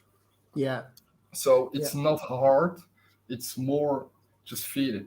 I had a tank crash with my seahorses, and that until this day I don't know what happened. But my tank crashed. I came back from a hospital, and something ended up in the tank, I guess, and the whole tank crashed. So, and I've been keeping seahorses for long as time in the shop, because I think my own tank is 2.5 to 3 years, but I've been in the hobby for I would say 5-6 years. Oh wow, okay. Yeah. Wow. And there's a question here about how much flow in a seahorse tank, because you see all kinds of recommendations and stuff, but having kept it for a while, what's your thoughts?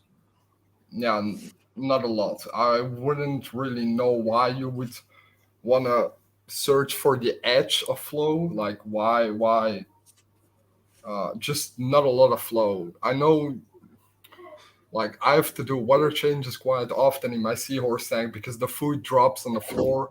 It will spoil. So you have to suck it out before the seahorse eat it and get an infection. Oh, really? That's quite often why they die. But So, for the is it rest, better to go bare bottom, so therefore you could Yeah. actually Oh. see it on the bottom and then Yeah. suck it up? Yeah, I do bare bottom. I think it's just easier. You have a little bit more maintenance, but I mean, I have a lot of time. So Yeah. And how Yeah. long? How long do they last? Sorry, Jay. Just final question. I'll pass over to you. How long do they last? Seahorses? Do they last many years? Or are they quite a short lifespan? no, if you keep them quite good, they last years for sure. Oh, okay. I was speaking about 5 years, 6. Oh wow! I didn't realize it was that long. Sorry, Jay. Yeah. I cut you off there. No, I absolutely love your acans, and I was just going to ask about how do you get them? How do you position them so they actually, look like yours? Do you leave a space and they grow into each other? You're And trying to how do you copy me, feed them? Jay. I would love you to see it. You can see this, amazing. right? Yeah. One on the left. Yeah. This one is pretty big, like the right one. Oh, so that's one that's growing out. Yeah, this is already a bigger one. I started with a few heads. Yeah. And this one, same like this one. Like it starts like this and it grows out to this. I would never put big akin colonies together because, well, how do I explain? They actually have heads on the side. If you're just gonna put them together, they will sting. People say they don't sting, but I mean, you have sting and you have sting. You can't place a coral literally against another coral. They will have coral warfare and you will have a fight. So that's why I started small and let them just grow out and do their thing. And okay, here and there I had to frag. There were colonies that grow faster than others, but let the nature do its thing and let them just grow out. Yeah, I got a really good comment. Sorry, Paul. And there's something good about seeing a single frag of something or whatever grow into a huge colony. That's what you want, innit? You know what I mean? Rather than buying a whole colony, Yeah, exactly. I had pictures of this when it was smaller than this, but unfortunately, I had an accident and my phone completely got ripped. So I don't have any pictures anymore, and I'm quite sad about it because people tell me all the time, "Give me some pictures," and I just don't have them. So basically, it started off like the disc on the left hand side. So it's almost like the before, and the middle was the after. There's a comment from Rich saying, "I want acans, but scared if they all go red." And I must admit, there does seem to be a tendency that they go red. So how do you keep such a multitude of colours? Because even here you can see a full range of colour that's not red. Honestly, when they turn red, they're getting burned. Too much light for sure, and really hard to get them back to color. It happens, but you will never get the true color anymore. If you go check, no promotion here, but on my Instagram page, this right one is a rainbow. I have never seen a rainbow like this one before. And if I burn this one, I will never get the colors back where it now is. Yeah. How long? Jay burns a lot of coral. Oh, I was going to ask a serious question then. Sorry, Jay. How long will it take the one on the left to look something like the one in the middle? Because it's all rainbow and they grow a little bit slower. This one took around 2 years and a few months. Yeah. Probably about. I hope to get it like this in 2 years. I really do. Yeah. But we speak of 2 years, this was already touching each other after a year. But this one, all of these are all connected with skeleton, and that's what I mean with grow out. This is 2 years. After a year, they were touching, but the skeleton wasn't attached. That took 2 years at least. Definitely, I believe is the best acan garden on Instagram. No doubt about it. No doubt about it. Yeah, and that's what I've done. I can't seem to keep 8 cans actually in my tank. I don't know why. You know what I mean? It's strange. And you only actually. tell me this now? There's certain things that you can keep in a tank, isn't there? You know what I mean? Then there's certain things, corals that no matter how hard you try, yeah. But then again, though, I'll go back on that because I couldn't keep Goniopora. Yeah, And then I got a bit of good advice and all that off a few people, and they said like, you know, do this and do that, and I've stuck to it. And now those Gonioporas in my tank are like growing every day. So they like iodine as well. They love iodine. I think it's iodine. Yeah, that's what it is. Well, it's obviously it can't be the iodine because I've got, according to that thing, it's low. But I do dose the iodine every week. So. You know what I mean, every other day, sorry. So So what you're saying is keep them in low light so they don't turn red, and if they turn red, they can turn back, but it's harder to they will never get the same color. Yeah, and then in terms of target feeds, I know you mentioned feeding them. Do you actually target feed them, or it's just a general kind of phyto and other stuff? Or there's something specifically you target feed them with? Honestly. Every single coral in there, I target feed. Honestly, I'm not about all the heads. I mean, if I have to do all the heads, like 2-3 pellets, no. I mean, that would be a 24/7 job. But I blast, and I do that. I wouldn't recommend it. I do it every 2 to 3 days. Yeah. I wouldn't recommend to someone that's starting because your phosphate and nitrate are going sky high. But I feed every single coral in here, like target feeding, except for the leathers and all that, because I mean they love the fruit from other corals. And the Acropora is like the stony coral a little bit less, but all my LPS get target feeded for sure. I'm going to give you a compliment, right? So I've not even noticed you've had fish. That's how good your corals are. That good. I've not even noticed you had fish. And I have plenty of fish. I know, but I've not even looked at them once because I'm looking at all the corals. That's the thing. Thank you so much, Jay. I know you like my time. Even the little cheap grafted Monty on the left. That's nice. That's really bright. That orange and green. This is the cheapest. Look, I know I have really expensive corals in here. I know, but I wanna.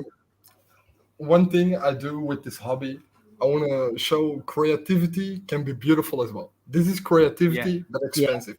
Not gonna lie. Exactly. For sure now. Like I bought this back in the day, man. I thought I was poor back then, but now you're running. But like this is cheap as hell. Like green Montipora plate, red Montipora plate, and some Montipora hirsuta in the back. Okay, the clam is expensive, and the golden torch, we just push that away because that will rip your wallet. But I mean, let it grow out. Have patience. Yeah, I really like this. I really, because it's just nature growing, and there is a little bit of fighting. But at the end, it will just grow over each other, and the strongest will win. Just a couple more questions. Just a couple of questions here.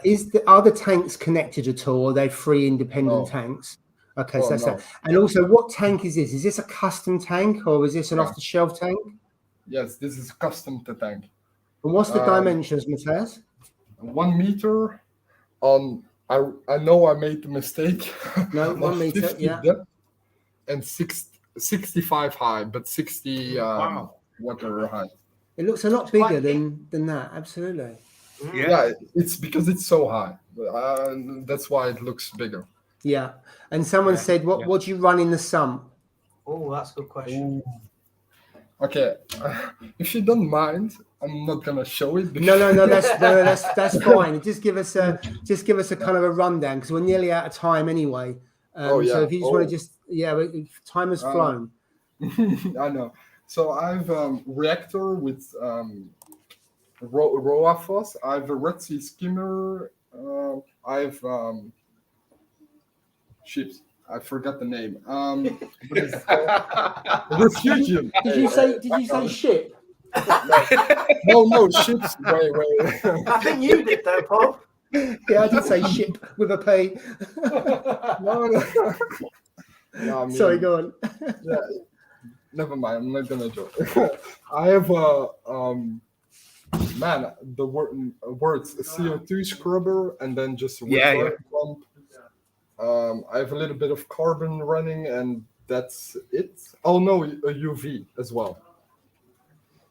And then UV sterilizer. Yeah. Do you have a filter roll in there, Matthias? No. Right. And I'm so gonna you run socks and stuff, or you not bother? Nope. No. Just refugium and skimmer. Okay, so it all goes into the refugium, which then feeds the refugium, and then the Cheeto, whatever you got, then grows out. Yeah, I've been running the 900 like that with no skimmer and no Clarice. It makes a total mess of the sump, so that's why I'm going to change it. But in terms of nutrients, it really does feed the Cheeto. The sump just needs cleaning more often because it looks a complete mess. I kind of showed it, but I don't think you could see anything. Thank God for that, because I think I would lose at least. Everyone that's watching me is gonna unfollow me.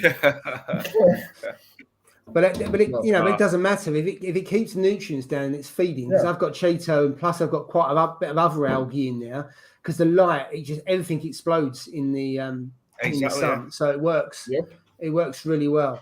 Right, Matthias, unfortunately, we're out of time. So I think when we get back to have some more guests and stuff like that, we'll have it back on again. So it'd be great to see next time your seahorse and go through your seahorse tank, and also look at your fish-only tank as well, because you've got three very different tanks, and it'd be good to understand the differences in how you run them differently. A fish-only to obviously a mixed reef there, and also then your seahorse, which is a different kettle of fish altogether. Someone's put on there, sumps are meant to be dirty. I think that's I think that makes sense, although a lot of them look absolutely I would say spotless, but I don't say that word.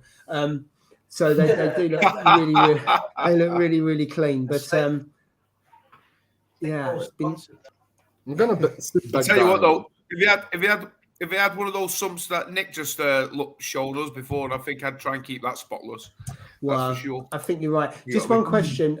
What iodine do you use? What brand? Iodine. Okay, no. I use just Aquaforest. The Aquaforest one. Yeah, same as I use. I use the same. Yeah. Great stuff. Great stuff. Yep.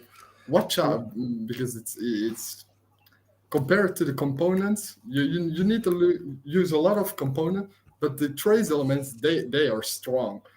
Don't underestimate them. True that. Yeah. Thank you so much. Yeah, Salifert. Yeah, Steve was talking about Salifert iodine earlier on that. Right, Matthias, thank you very much for being with us this evening. I've got a fantastic tank, and I can't wait to see your seahorse tank. And I must admit, I am and ah about a seahorse tank. One of the things that puts me off is they need slightly lower temperature. And I know in the summer our tanks go up, so I probably need to chill. That's what I've heard. I don't know if that's true, that the temperature is slightly lower than 25 degrees. I don't know if that's true. They do better. I keep mine at 24. Perfect. No worries. Perfect degrees. So, I mean, I wouldn't be really scared about that. Okay. Thank you so much. Thank you so much for having me on. It really means a lot. No, pleasure. Yeah. Absolutely. Thank you. Yeah, definitely. Definitely. Back on, we haven't spoke about everything yet. No, there's almost like a starter. We need the main course next time and a bit of dessert as well to go with it. I will be preparing myself. No worry. Brilliant. Thank you everyone for the compliment. One more thing, just a request. Stop bullying Jay on the live stream. Just saying. Where's my violin? Not gonna lie. Thank you. Has he paid you, Matthias? Has he paid you? He's got Rossi's jumper on, and no, but Jay, stop doing stupid stuff as well. That out of finger. I mean, come on, Jay. And stop I don't plan to do. I don't plan to do these things. They just happen. I don't know what's going on. He's got a knack. Paul even said like, "Don't put food in it," and then. Oh, the auto feeder. Yeah, the auto feeder. I remember that one. Yeah. Secretly, he's telling it off, mate. He's telling it off. Yeah, there's a backhanded compliment in there somewhere. No, thank you for showing. Thank you for sticking up for me as well. Yes, brilliant. Thank you so much, and Thank see you you. next time. Yeah, Take thank care. you, Matthias. Thanks a lot, mate.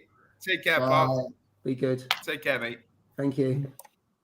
Well, another great guest. Something a bit different. I mean, his tank is fantastic. Spoiled tonight. Stunning tank. Spoiled. That Yeah. torch, I'd love to get my hands on a tank bred gold torch. I can't believe that's a single head. That is Nuts, just isn't it? crazy, mate. That is crazy. I can't get my head around that. Wow. Yeah. How disappointed are you? It's only one head, Jay, so you got no chance of getting a frag of it. There's no chance. Absolutely no chance. Beautiful tank, though. Yeah, absolutely. Yeah, some great feedback for Matthias. I mean, his tank looks great there, but the pictures on Instagram are some of the best pics and some of the best combo of corals I've seen for a period of time. And he's kept the tank going. To keep a tank at that level for that period of time when you got to do all that stuff, that is that's top. I didn't even know. And he's only 20. He's only 20 years of age, mate. So, you know what I mean? That's great, that, isn't it? You know what I mean? Yeah. So, I like to see the ACAN garden. You got like a before and after going on there. So that was really cool to see. Yeah, I like the idea that you space them out, and so therefore, when they grow out, they avoid one another. By the sounds of it, they don't have so much warfare than if you just put them together and they just kick off. Yeah. I didn't realise he had a seahorse tank either, because I'd love to know more about seahorses and he's kept them that many years. Because unless you really dig, there isn't that much out there on seahorses, and there's not that many people that keep them. So to actually get him on again and see the seals tank and what goes on will be, for me, it'd be a treat. Yeah, definitely. Yeah, absolutely. Great guests. Both of them were great guests. Anybody else wants to come on, we have to, in the chat. Totally different guests, aren't they? You know what I mean? Totally different for different, eras, so to speak. You know what I mean? Nick's seen all everything, hasn't he? You know what I mean? From years ago. Cole, is that what you're saying there? Well, I'm not saying it. I'm probably older than him. I reckon so. Yeah, there's a comment there: seahorse and a jellyfish. Hopefully not in the same tank, but you got to say the jellyfish where you got the round tanks and they just constantly just go round. That's quite soothing. I've always wanted a jellyfish tank, always, but then it put me off that once again the dirty feeders. Food goes to the bottom of the thing, and I'm like, nope. I'm not doing a water change on that thing. No chance. So it puts me off. You got to put your hand in. Yeah, I'm not doing it, mate. Last time we did a water change, you made a video. It was that much of a groundbreaking moment. He made a video. Oh dear. Yeah. Right. Should we go every week? Sorry, Jay. So I missed that. I was just saying, most people do a water change every week, and Steve does one. He has to make a video on it. Just to prove he's done one in a year. That's the only one he's done, though. He hasn't done any more since. No. I'll get my own back there. So picking on you, there, Steve. So let's do a Pico update. So I know Ross said I think there is 34 people now involved in the Pico challenge. We had to close down the Instagram account because you only have 32. And we've moved over to, what have we moved on? I can't remember what the app we're on. Oh, I don't know. Let's have a look. It's on my phone. Well, anyway, so there's still time for people to enter if they... Discord, yes. Discord, so that was a bit weird moving on to Discord. It looks like an app for 5-year-olds. Or for young'uns anyway, not for an old git like me. But so there's still time to enter. There's some really good tanks out there. Now people are getting to the stage where the tanks are wet. They've got sand in. I think we saw the first one today that's got coal in it as well. So that's pretty good as well. Where am I with mine? So I've had a couple of leaks, really tiny leaks, to the point now you can see not a drip. Every 30 seconds, it drips. It's driving me nuts. But I'm on day 5 of being dry. It feels like an alcoholic, doesn't it? But day 5, once I get to day 7 of tap water, then I'm going to, I'm getting the Dremel out, and I'm going to Dremel a bit of rock and do the aquascape. And then after that, I can glue it and get the tank wet. So I tell you, it's been a lot slower than I thought it would be, Steve. I tell you. Yeah. So I'm way ahead now, mate. I'm way ahead. Mine's got coral and everything in it. It's growing, is it? It's growing SPS like weeds in it now, mate. Fully cycled the whole shebang, mate. You've got the cycle going already. 1 day cycle. It's done. It's all done, mate. Listen, it's all done. You've done it. You've grown everything and shut it down, so we can't I've won the competition. Listen, at the end of the day, the way you look at it is it's as simple as this, isn't it? Yeah, it's 3 litres of water. Well, not even that with rock and stuff in it. Yeah, so it's a very minimal thing. I put the bio ball in the chamber.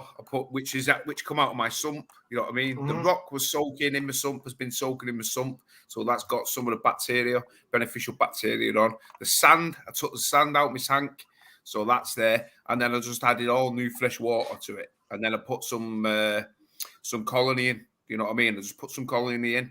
Put a little snail out my tank in there. He's loving life, and I just put a little bit of seaweed on the bottom, and he's loving it. And now there's corals in it. There's zoas in it. There's a bit of Monty. No, there isn't. Do you want me to go and show you? Yeah, I'll go and show you. You messaged me. You messaged yesterday saying I'm going to throw it out the window because it's still leaking. Yeah. I'll see if I can do it now. It might not show up though. That's the problem. This is weird. He's walking. I was about to say he's walking, and the backdrop hasn't moved, does it? Are we actually going to see it? Where is it? Look, it's not going to show. And now he's gone. He's disappeared. Now we've got music. What is going on? It's not. It's the TV that you're not gonna. It's not going to show me. No, can you see the monitor? Can you see it? No! Right. I'll tell you what. It's like watching Most Haunted. You remember that? Yeah. It's like watching that. Brilliant. And if you've just joined, Steve is going around a haunted house in the Manchester area to find a ghost of a fish and a coral. Yeah. You're not going to be able to see it. You know what I'm glad you've proven that.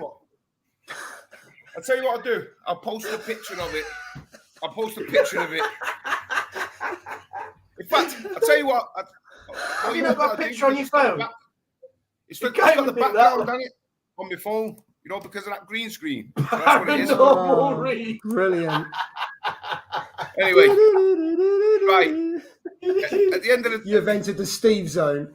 Hey, listen, I'll post a picture of it up, and so it's all in it. I've got a red piece of Monty Porter, got a couple of zoas in there.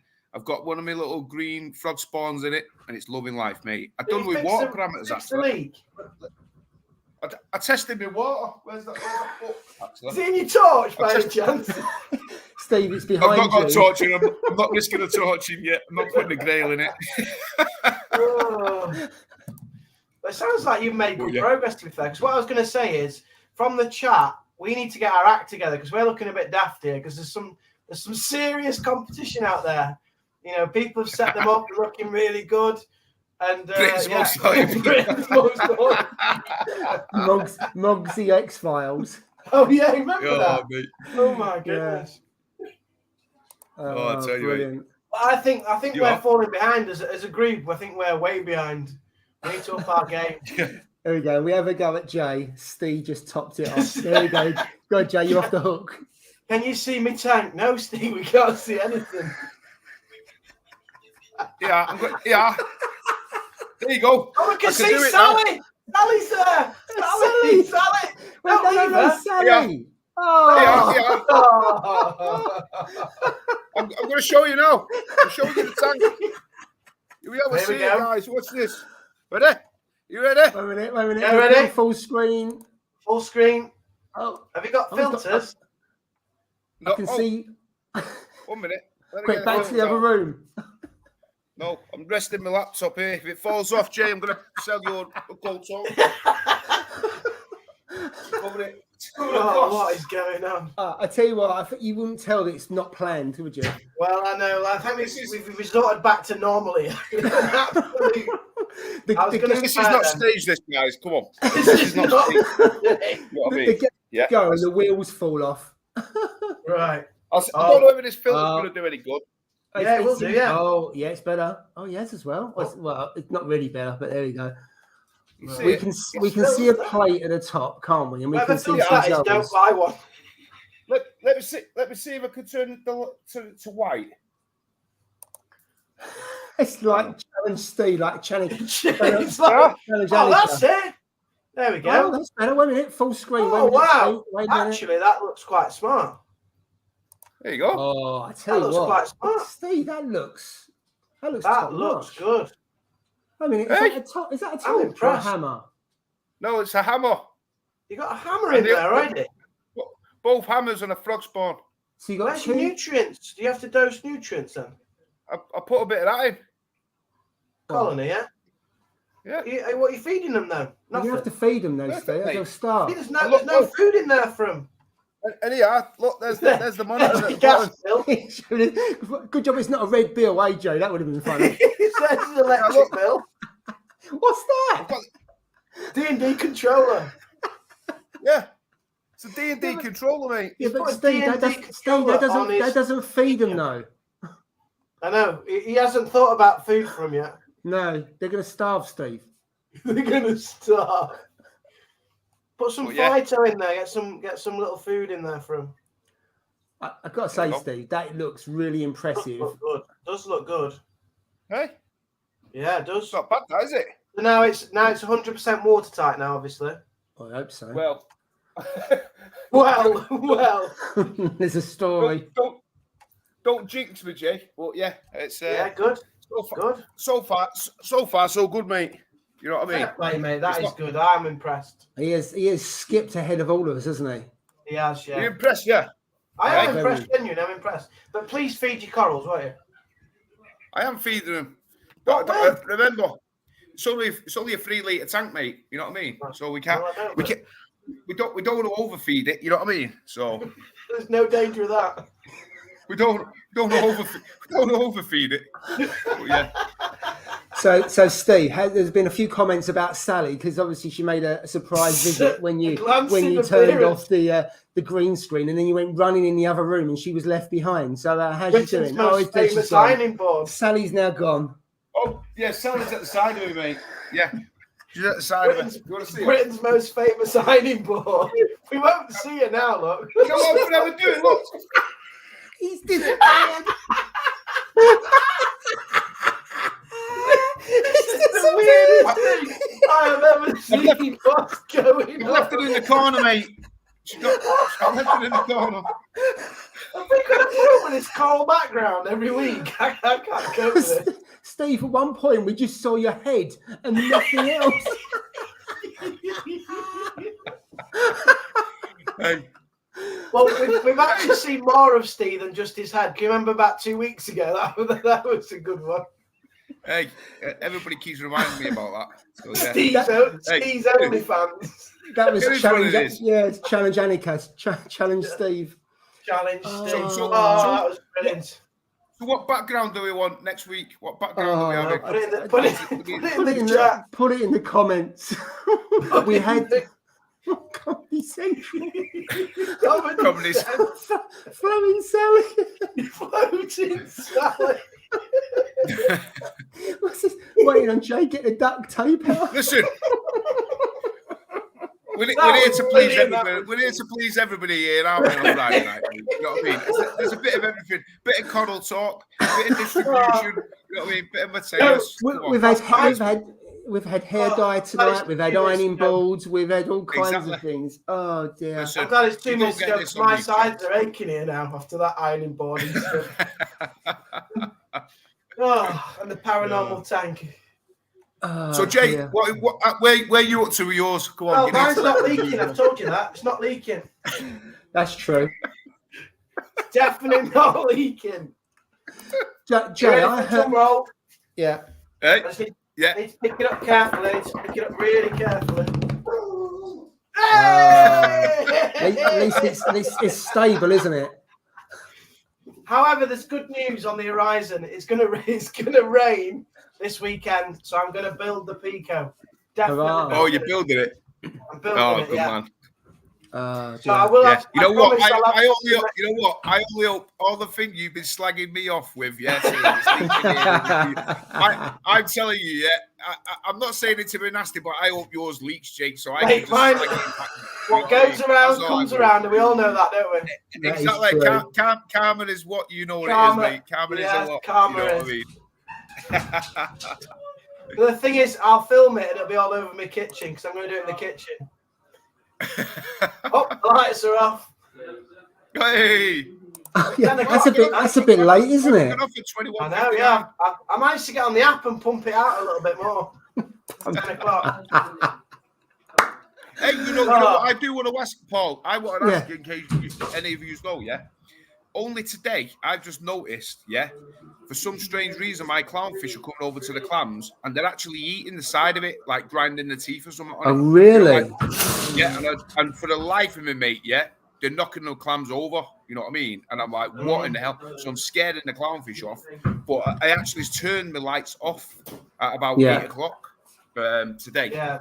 Actually switched them off and just left them off. But I don't know why they're doing it, why they're going to the clam. They're not eating the mantle. They're actually eating the side, you know, scraping as if they're scraping the teeth on it. So I don't know if they try to lay eggs on it, because that's what they do. They might be trying to clean. They might be. Is it the mouth?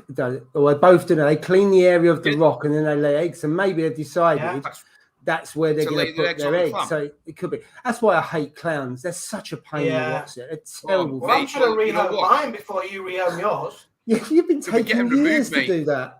I want to get mine out, but no one wants to take them. Mate, well, you know what I think. You know what I'm thinking it is, because when you breed clownfish, I know we're going on slightly over here now, but when they what are you calling it? They're gonna go against Steve. What do you call it? When you breed, when they're breeding them, you put them in on like these porcelain pots, don't you? They seem to go on the porcelain pots. So I'm thinking, is it like the same texture as like a porcelain? You know, the skeleton on the outside of it. Maybe they just they're going to lay their eggs on it.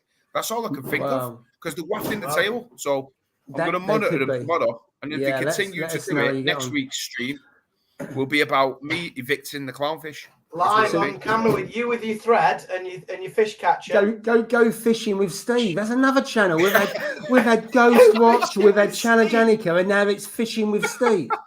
That's the live next week. Gone fishing. Go fishing with Steve. Yeah. Hey, good on that, mate. We'll do that. Yeah. It might work, Steve. Have we got a background for Steve? What's his background next week? It seems most of it seems to be. Put Sally. It's Sally. Sally be a good background. There's one, I think, Sally with no ironing board colour. I think that's a bit too risque for us. Risque. Yes. Moment. Right. Yeah, we're way over. We're way over. I'll sort something good out for us. Yeah. Right. Yeah. So next week, and Ross will be back as well. I was just about to say, we're on Ross's channel next week, aren't we? Because Steve, it was you last week. Obviously, me tonight. And next week, Ross hopefully is back on form, be back with us. Where I don't know what we're going to cover next week. Anyone's guess. It could go anywhere, couldn't it? It really could. Yeah, for sure. Yeah. Right. Yeah. So I think we're done. Thank you, everyone, for watching. I think the last comment goes to Naked Sally. You can't do anything else. On that particular comment, I think we'll get closed down if that happens, but you never know. But we'll be on Ross's channel, so it won't matter. So, we can say what you want. We're all right, aren't we? Yeah. Right. Then Jay's channel. No. No. It's not happening. Right. 2023. Thank you, gents. Fantastic live stream as always. Great value. Thank you for all those people who watched. Thank you very much. Thank you for our two guests, Matthias and Nick. Great value and kept us on the straight and narrow for an hour. But unfortunately, the last 20 minutes has just gone the pot. Really. That's all I can say. That's all I can say. So, thank you very much, everyone. Thank you for watching. Have a great weekend. and we'll see you next Friday, hopefully. So bye for now. Yeah. Cheers, guys.